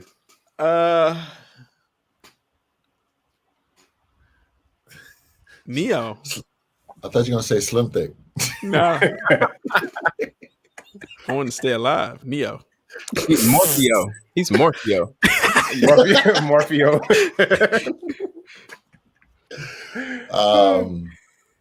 Yeah, Morpheus. Neo. I go with Neo. Odd man out. Every one of them has been 3-1 tonight. Yep. Except for the one that was 4. It was all 4 of us. Which one was all 4 of us? Given. Malcolm Given. was all 4, and then Giver was Given. all 4. Oh, Malcolm was all 4 too? Okay. Yeah. Mm-hmm. And then what was the other all for? Giver. Giver. Yeah. That's crazy. So we got some people in here. Ooh. Eric says thick. And then What's my I like wife the say? next comment. your wife said, really, Derek? Oh, hold on. Here we go. Really, Derek? What is that in relation to? Morpheus, Neo, or No, the thick. that's slim thick. The thick Slim one. thick. Slim thick. Are you nervous in that chair over there, bro? He is nervous. He got to walk to the back later. He got to walk to the back after the show and hope it's still a spot there for him. Hey, my wife is slim thick. There you Here go. we go. There You you was go. trying to make room for her. That's what it was. That's what's up. Good That's comeback. what it was. Oh, all right. Yeah. Modern or vintage? Modern. Vintage. Yeah. I have to go with modern. Vintage. We're 50-50 on that one. All right. We had another one in the chat. I don't know if you wanted to We do did it. have one in the chat. I think this was really good. And if you also have one that you want to offer up, we'll definitely pick a side on it. And but you know what? Since he's here, I'm actually going to let him pop in and ask us that question himself. Nice. Kadre, what's up, brother? What's happening, home? What's up? I put about 2 or 3 questions in there. Which one did you want me to answer? The MJ one. Yeah, the MJ. A one. Okay, so Okay, so pick a side: Off the Wall or Thriller. All right, I'm gonna go with. Dun, dun, Okay. dun, dun, dun. All right. So I go with Off the Wall over Thriller. Hold on, you got to go last, Kadre. We're gonna act like Yeah. say that. Okay. Ain't no rule. Person asking always goes last. Boom. Okay. There you go. That's the order. There we go. All right. Elbow greasy. Yeah, I mean, clearly, what's the joint that Stevie wrote from? Looking in my mirror.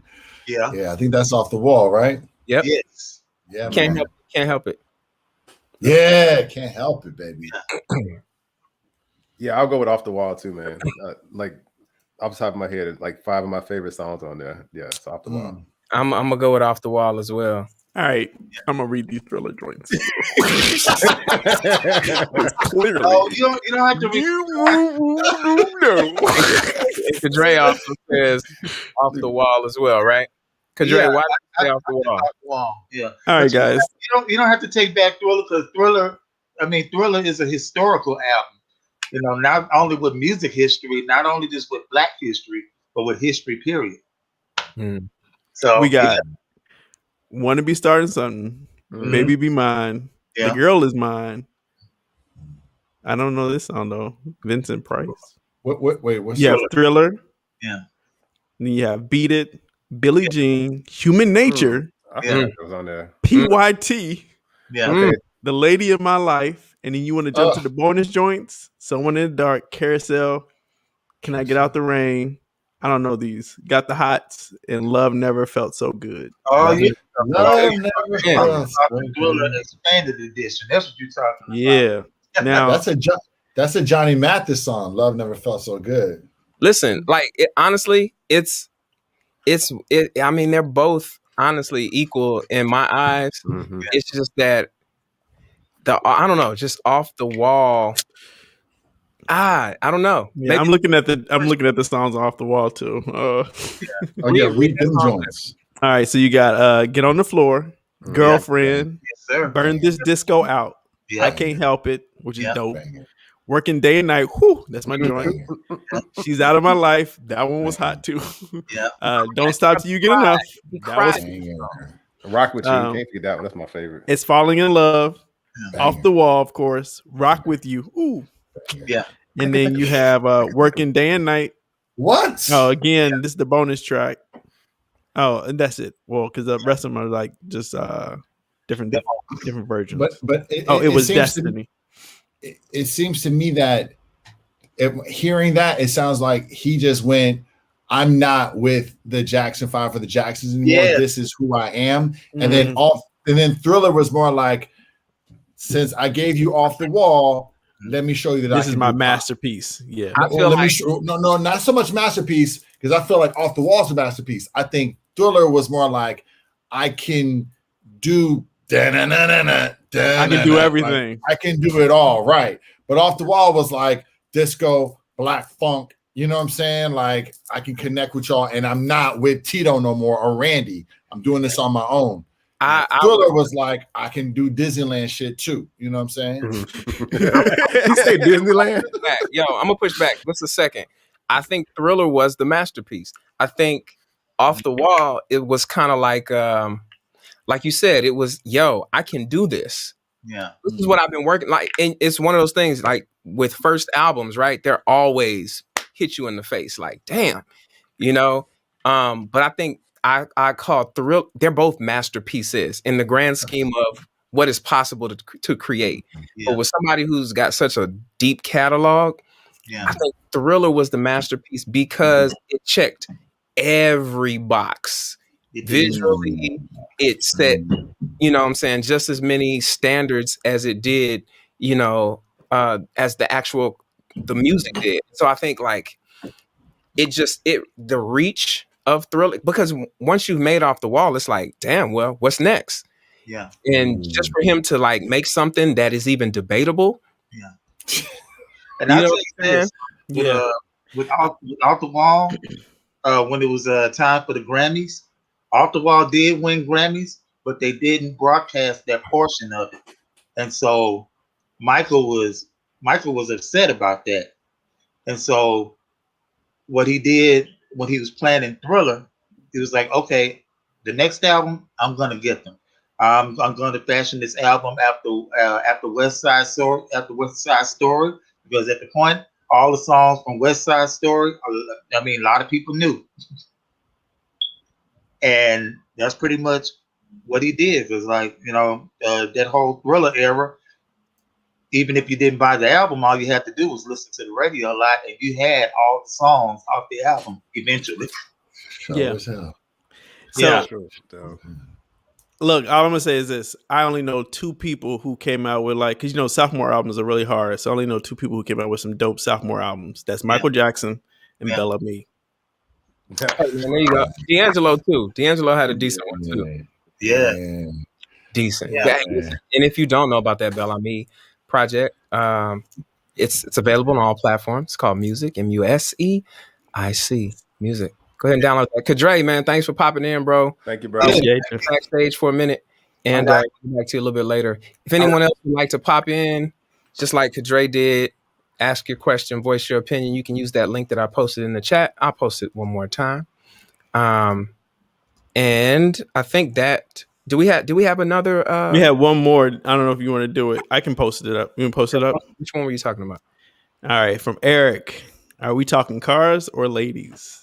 Oh, we're talking about vintage.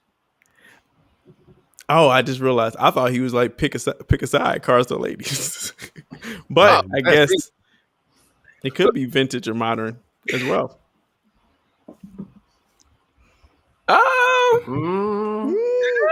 mean, Eric, he has to clarify. So I don't know if I'm gonna call a woman vintage, man. I don't. Maybe we talk about her style though, like her style of dress. Is she like? Are we using like hand-me-downs or like clothes? Wait, hold on, not like that, bro. But like you might be rocking like vintage. I got you, vintage. Like you like the Hoboken chicks. Eric says both. Okay. I don't know what the hell Hoboken chick means. I'm just talking about sisters that might wear fly Badu joints. You know what I'm saying? Got you. So all right. Well, let's pick a side. Cars or ladies? Here we go. I'm gonna go with cars. Professional agitator here. All right. Hey, look behind me. Look behind me. This is true. I'm confused what we're picking a side on. We're picking cars a side on vintage or cars. Ladies. Just cars or ladies. Pick a side. Just cars or ladies. Cars or ladies. Yeah. Mm-hmm. Oh God. Is he ladies? Ladies. Yeah. Notice the S. Even a question? Oh, okay. I guess for you, it's ladies. Got you. Yeah. I mean, am I going with something that won't talk back to me or something that will? Yo, is this Caleb? I saw that. Yeah, that was funny. Or is it Caleb? I can't see it. Is that an I or an L? Kaya.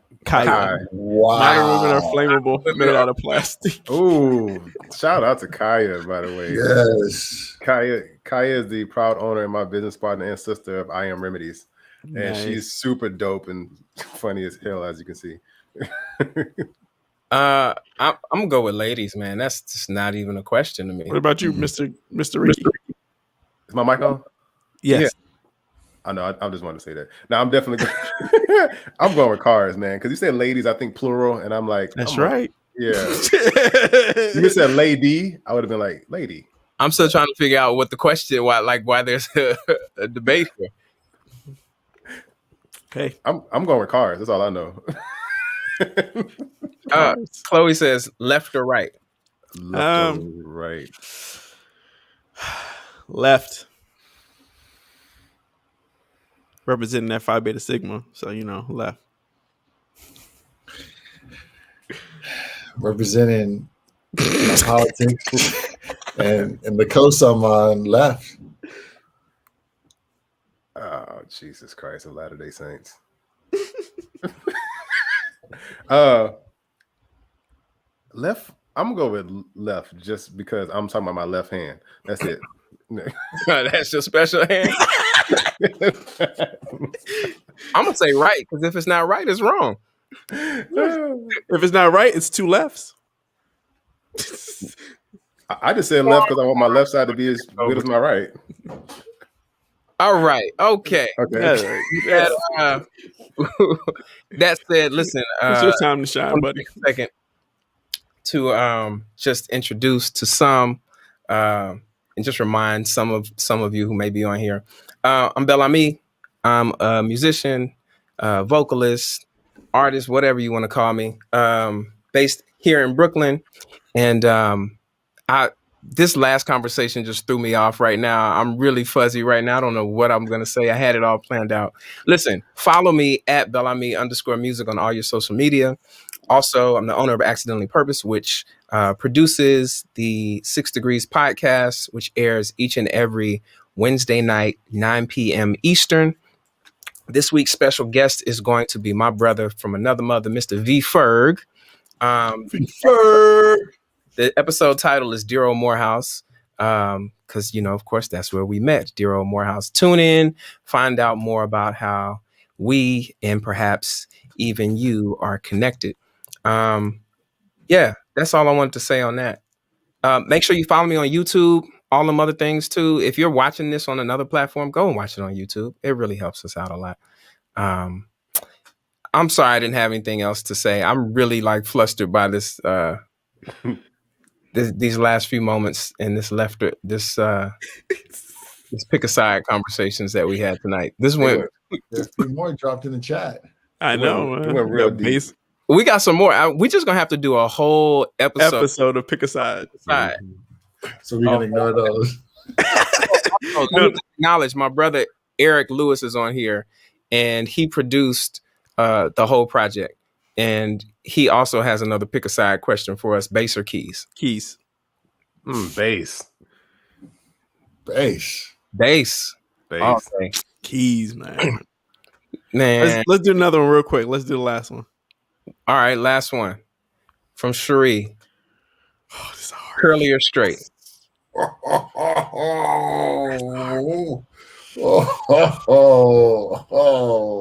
gonna jump in. I'm going with curly because my wife has curly. I'm gonna go out of order too. Curly. I'm gonna go with curly. Curly. Mm-hmm. Curly it is. Dope. Oh shit. All right. So all you straight hair women, kink it up. Had to say that. Huh? All right. Let's go cop music by Bel-Ami. Yes, go do that right now. Right now. Facts. Bel-Ami's dope, man. I'm not just saying that. My bad. Yeah. But you play the keys. You play the keys. He does play the keys. So, I got you covered. Chloe says curly for the win. Yeah, curly for the win. Always and forever.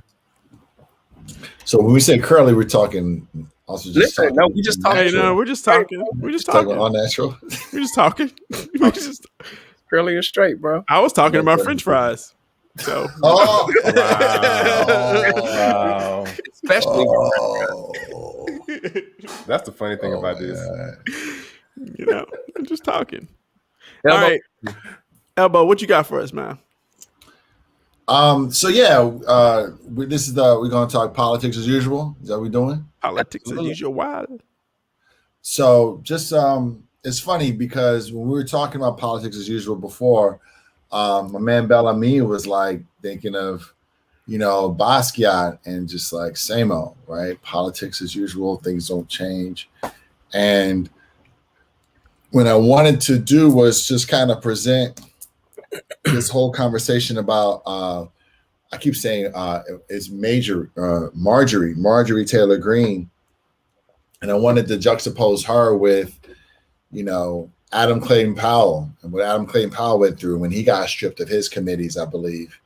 But I just got caught up in work this week and didn't get a chance to read 3 chapters of his biography. But I think we can maybe talk about that later. like the next time. But what I'm noticing is, I mean, we just had almost like a trial of a Republican, right? And so this woman she repeatedly indicated support for political violence and execution of top Democrats and FBI agents. So she called for the execution of Barack Obama to be lynched, called for or supported the idea of Nancy Pelosi being lynched.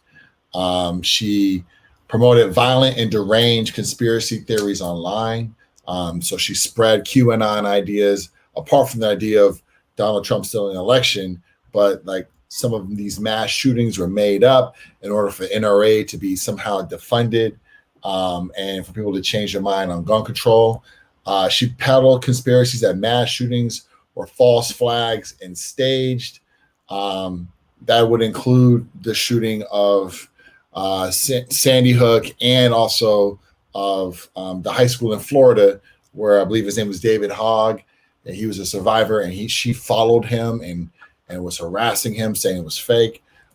She spread anti-Muslim and anti-Semitic comments and conspiracies, saying that like lasers by some Jews are a result of the fires in California, and also it's like a Muslim takeover because there were some Muslim women that got elected into the House, and that they should swear on the Muslim Bible. And the new thing now is like, oh, we should all say the Pledge of Allegiance within the House committees.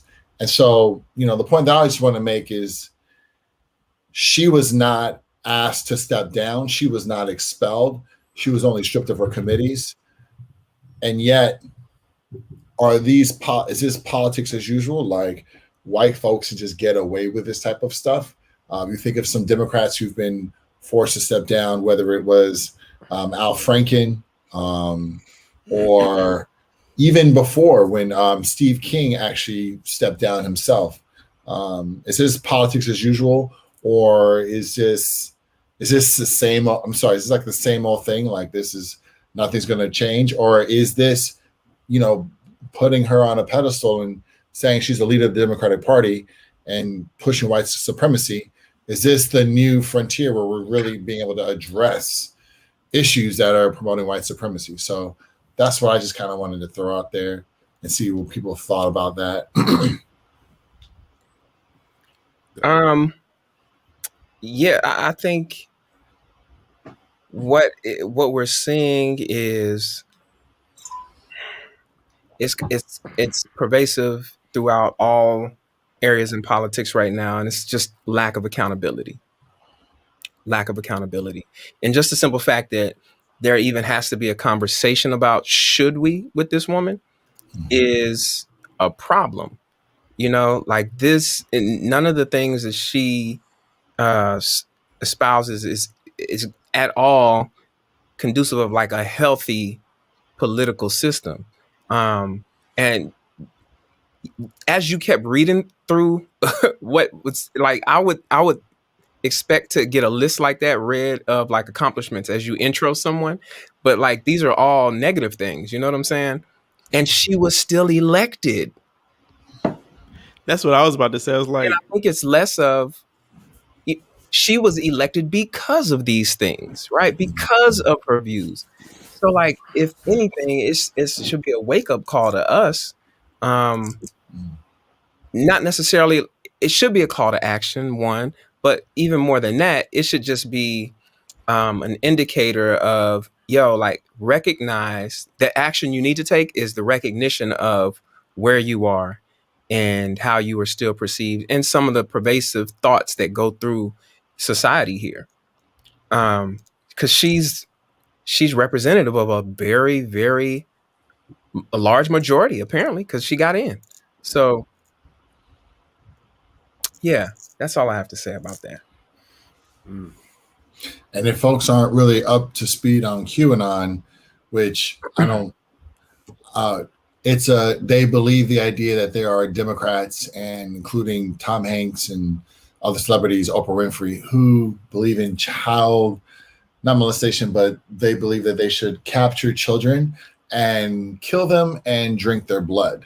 And so they believe that, these Democrats are, child kidnappers, and I'm not making this up, by the way.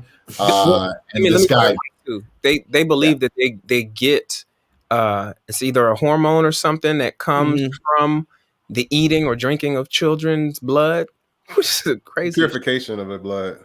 Yeah, and so there's a hormone or something that chemical reaction or chemical response that happens when you do that, and that's why there is so much sex trafficking and so many missing kids because of these things, and that there's like a sex ring as well. This crazy shit, man. It doesn't make any fucking sense.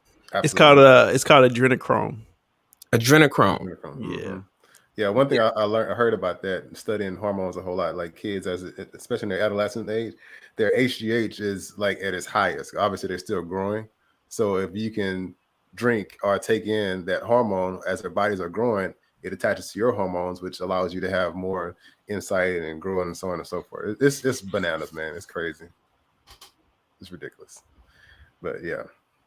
Yeah, all that shit is crazy, man. That's crazy.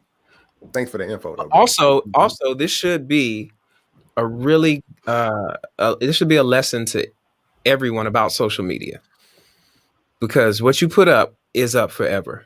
So make sure you're representing yourself as you would like to be represented forever. Anytime you post something online.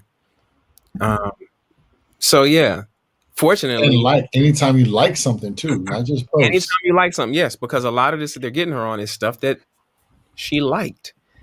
You know, and I remember watching an interview several years ago with Mark Cuban, and he was talking about, this probably had to be 2012, an interview from 2012. And Mark Cuban was talking about how, you know, right now, and this was back then, they were building, you know, all these online social media networks are building profiles on you, just your online activity, because your fingerprint is everywhere now. You got your phone. They know everything that happens on this phone. This phone is tied to this email address, which logs into this automatically. You know what I'm saying? It's marketed, it's convenient for us. But they just really create this profile on us that companies will then purchase that information to set up a profile. Hey, this is the type of candidate we need for this job. Oh, okay. We need them to fit in this profile. If you don't fit in this profile, or if you have some ideas that are outside of what they deem acceptable, like that's donezo for you. Never mind your face tattoos, you know? Like, get past it. Dude, when I hear stuff like this is the part that makes me like immediately I guess dispel with, you know, racism, because like you're technically everybody's a sheet of paper and you're just a document, you know what I mean? So like you said, they know everything that you're doing, so they put you in a category, black, white, or whatever, you know, different things that you like, you know what I'm saying? So they know what you're doing and they feed you all this stuff, you know what I mean, over and over and over. So they feeding you what you like so they can benefit from it. And meanwhile on the battlefield, like people are battling over who's black, who's right, all the racist, all the other stuff. Like the powers that be of the system is literally playing you. Like, so they play. It's like a big game of chess. That's why I call it. It's like a big game of chess. And if you don't know your position, you're just a pawn, and they're just doing what they want to do with you. You know, and the king, queen, and everybody that's in the back, like, ha ha ha, I got you. Go buy this. Give me money. You know what I'm saying? So it just, if you think on that level, it makes you calm down. It makes you more aware of like your presence and the things that you're doing and people that you're participating with. Like right now, they probably hear us. They're like, look at these 4 black men. We're gonna go watch them. So I got 2 things. First one is a question. Should we be defined by our social media presence? So just think on that one. And then the second one is more of a comment that I heard earlier today. That sort of spoke to the whole situation with like GameStop and Robinhood. And so what I learned about Robinhood, and so now this makes me questions about keeping my stock on Robinhood, is that Robinhood, the reason why you're able to trade for free is because they sell your information to the hedge fund managers, so that those hedge fund managers know what stocks you're purchasing, so that they can then go and do those short and long buys and sales.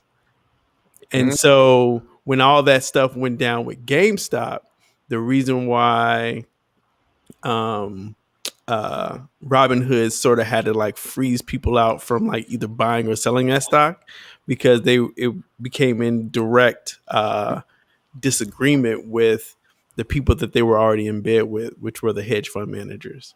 And so it's like, so now they've got me thinking like, okay, here I am putting my money into Robinhood thinking that like, I'm doing my part to, try to get some financial freedom.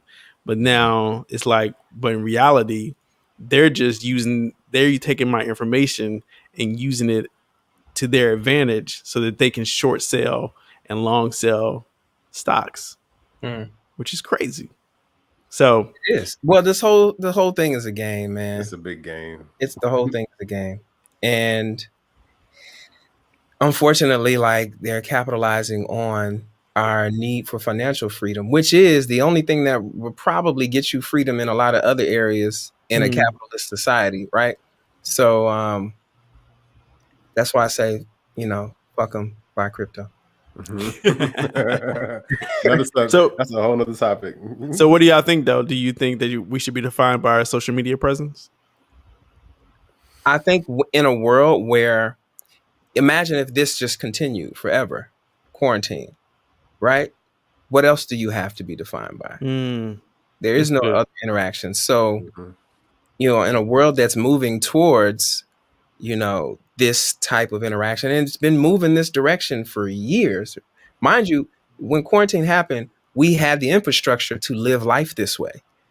You know what I'm saying? So imagine how long that had to be set up. You know what I mean? So, yes, you should. I think the bigger part of that is we should also be better educated on what our social profile says and how easily accessible that social profile is to everyone else in the world, because you're always taught to dress up in a suit for an interview, but you're not taught on, and so that you can be perceived in a certain way. Dress nice, wash your clothes, you know what I'm saying? So you can be perceived when you go out into the world a certain way.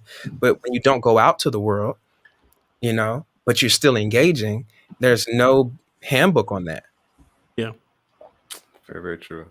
I personally think yes, but preface it with a person who understands what they're doing, because really and truthfully, social media allows people to vent. Okay, it allows people to just say things and do things that they would never do in front of a bunch of people, right? And it's good and it's bad. You can categorize these things by teaching a person to be intentional with their energy and the stuff that they're doing. Kind of like what we talked about last week with communities, being extremely explicit with what group you give your energy to and you participate with. So if it's, for instance, I don't know if you what you call it, it's that weird farmers group or whatever. If you like farmers group and you go hang out with the farmers group people, and then you're not judged by that particular group of people. But then if you want to hang out with the educators, be private with those particular educators, and don't worry about what other groups of people are doing, because that's how you choose to express yourself.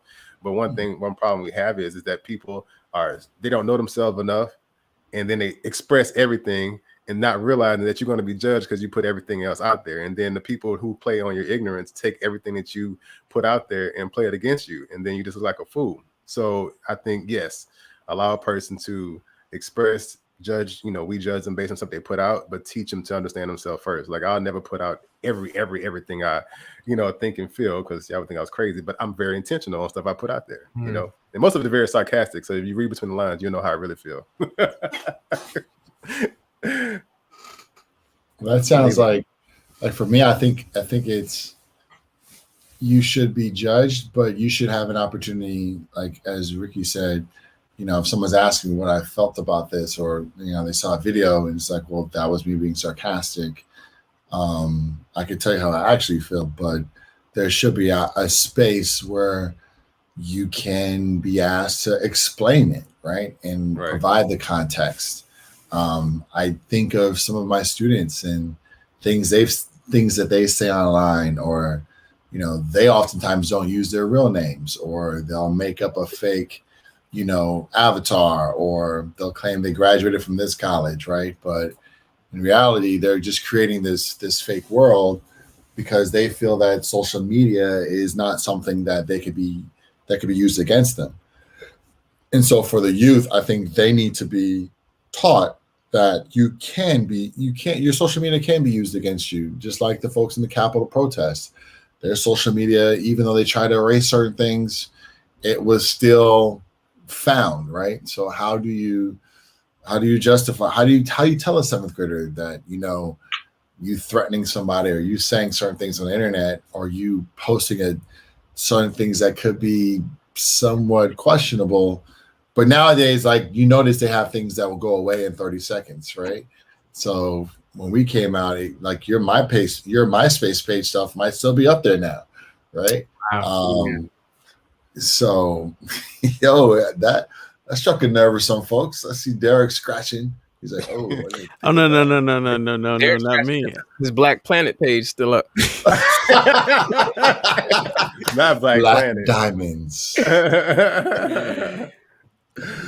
Oh, man, Black. Yeah, I want to address one thing, and we can move forward. But Kadre was saying that people seem to forget that potential employers find ways to check your social media history.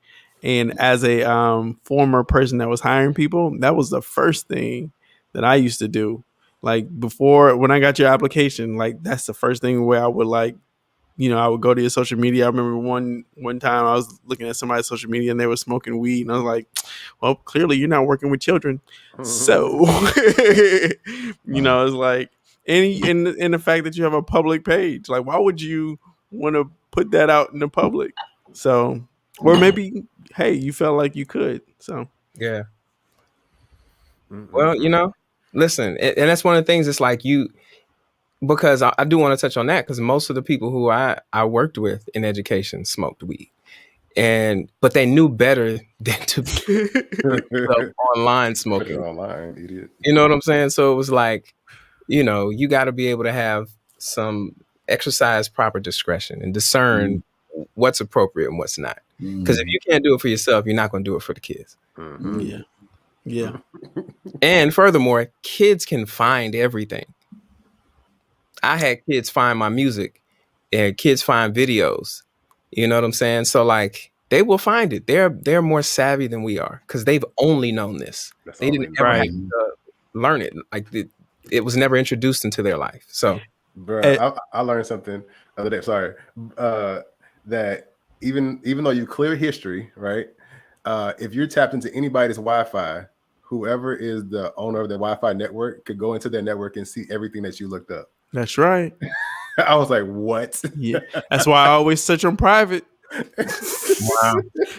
I always got the incognito. As adults, we have a different filter because we experienced this phenomenon from the beginning of the tech boom to now. So we understand what life was like before. They don't. Mm-hmm. Yeah. Right. The level of appropriate goes out the window when they have access to everything. Exactly. Yeah. I want to point out something real quick, and we can move forward. But I was talking to Bel-Ami about this. This generation has only known the PlayStation 4 and 5. Think about that. Well, nobody knows the 5 because they can't make enough. Yeah, that's true. But they've only known the PlayStation 4. We've lived through Atari, or Commodore 64, Atari, Nintendo, Sega, all the Sega, Dreamcast, right? Pagers. They only know PlayStation 4. Wow. That's wild. So, so in terms of technology and what they're capable of, I mean, my son, who's 3, can operate pretty much every gadget that we have in this house. And actually, my son, who is 1, can do the same thing, which is crazy. So, what about Duck Goose? I know. No, there's an app for that. For DuckDuck Goose, there's an app called DuckDuckGo. What? We talking about the game Duck Goose. That's what I was talking about. But DuckDuckGo, is that I'm a looking thing? in. What about DuckDuckGo? I thought DuckDuckGo was the app for Duck Goose. I was like, clarify, Cherie. Clarify for us. Can you clarify what is DuckDuckGo? Kristen says, remember Sega CD? Yeah. Even the fail ones, right? So, all right, Lever, you up, man? What you got going on? What's going on, folks? It's your boy, DJ Elbow Greasy. So, yeah, so I DJ. Mondays, I do Talking on That Jazz. Wednesdays is like Wind Down Wednesdays. And then Friday is supposed to be Feel Good Fridays. And so I'm still working out the sketch. I DJed last night. It was a lot of fun.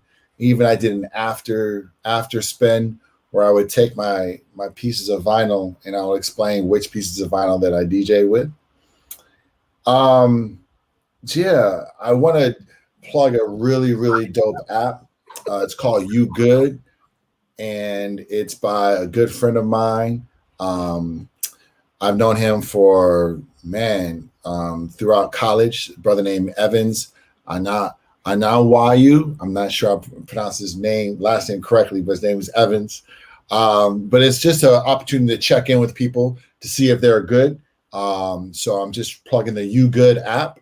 And other than that, just, trying to live my life to the fullest and enjoy this Black History Month. You know what I mean? So that's it. I don't like talking about myself, so I'm a little nervous, so I apologize. That's about it. What's up with this comment? What's up with this comment? Yeah. No, I'm about to call him out. I'm about to call him. I don't even know how to say your name. Calling me out? No. Comments. I lick you ball hard every day. IDC. Yo, come on the chat. Like, just come on the show. If you bold enough to talk all this stuff, you want to spam our chat, come on the show. Please, it'll be so funny. Yeah, come on the show. I like this was wrong. This was wrong with these incognegros. Yeah, and I hope I've with the internet, because you got these people with batteries in their back. And I've DJ'd in the past where folks want to say things that are inappropriate, and they could have been former students. I've taught middle school, high school. So, I don't know. It could be former students of mine, or it could just be some random folks who have batteries in the back. But I would say this: if it is a former student of mine, it is heartbreaking to know that if there's anything we might have said or done that we can't just communicate, use social media in a way in which you show me some things about life and I can show you some things about my life, or I can show you where maybe I shouldn't have said or done or what have you. You know what I mean? So like, I just hope that, that's not a result of someone from my past. Yeah, unless you're deranged and you really just like to smell farts. I mean, that's strange. If you that kind of weird dude, Yeah. Listen, look, everybody's opinion is welcome here, man. Yeah. You never know, man. Dave Chappelle say everybody fucks funny for somebody. That's right.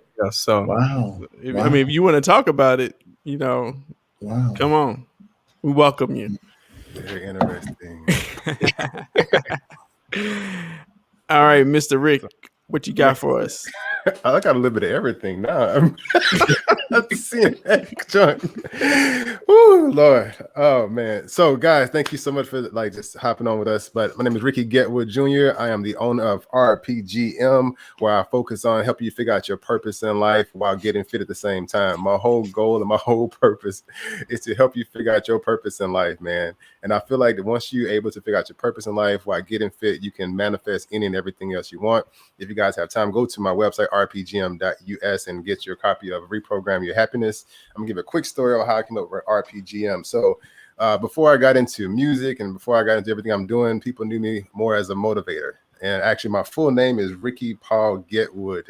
Okay, so I took the RPGM, and then people knew me as a motivator. So it was like Ricky Paul Getwood motivates.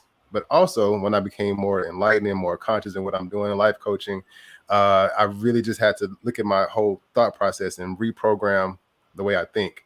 Reprogram everything I learned from my childhood and take it into where I am now. So this is why also I keep saying it over and over and over: reprogram your happiness, reprogram your thought process.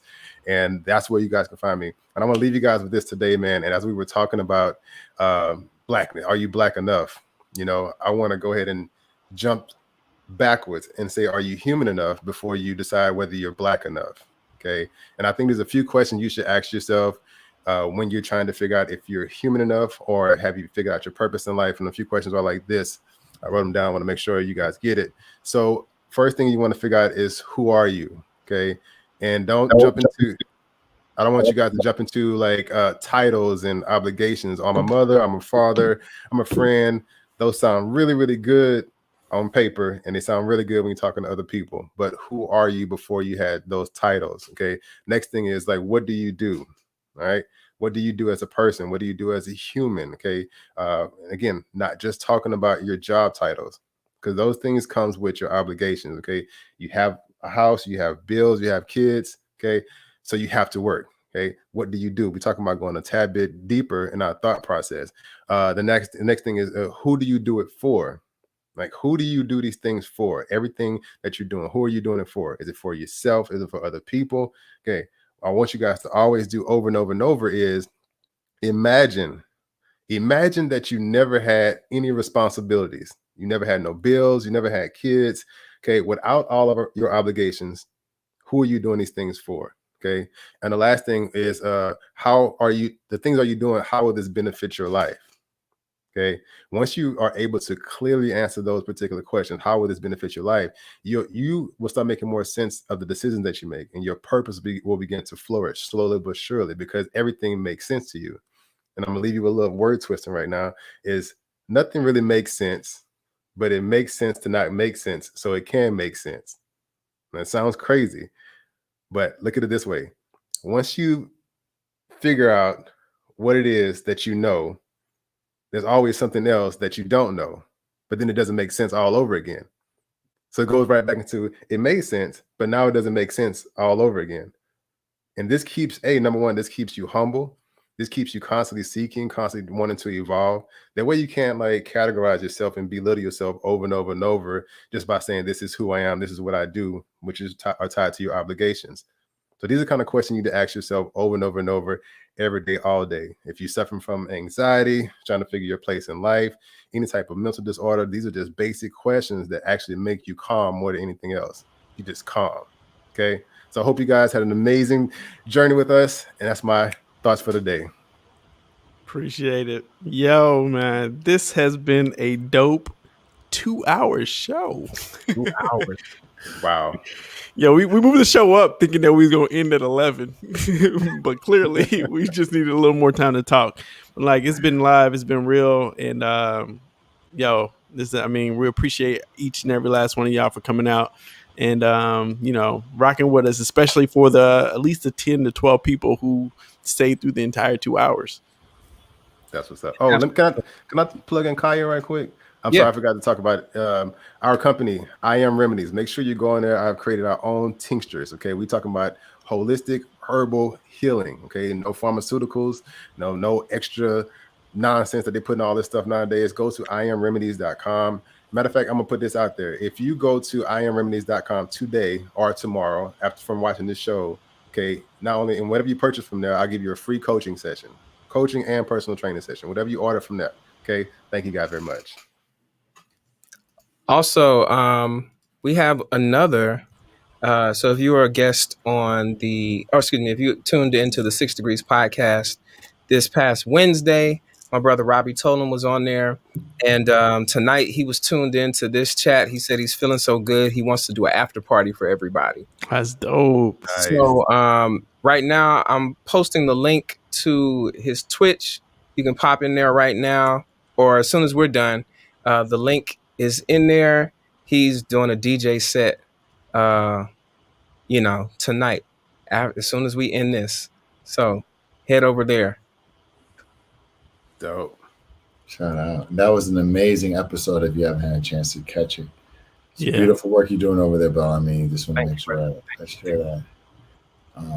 And Ricky, I can't wait to get my elixir. I'm definitely going to look you up. Did you say what happened?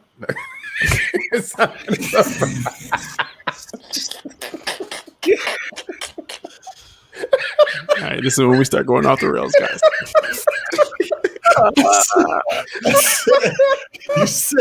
You said you have elixirs. Cue the music, right? Bel-Ami.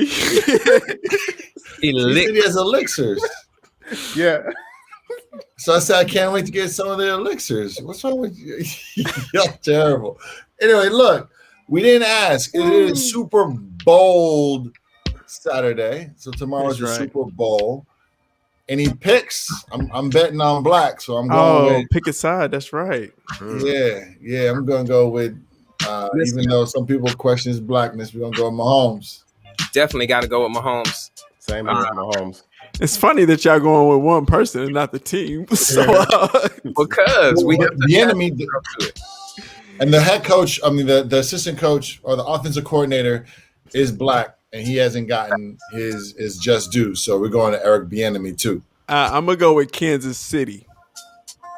We got some more KC people in the building. KC. Oh, Kadre says he's going with the weekend.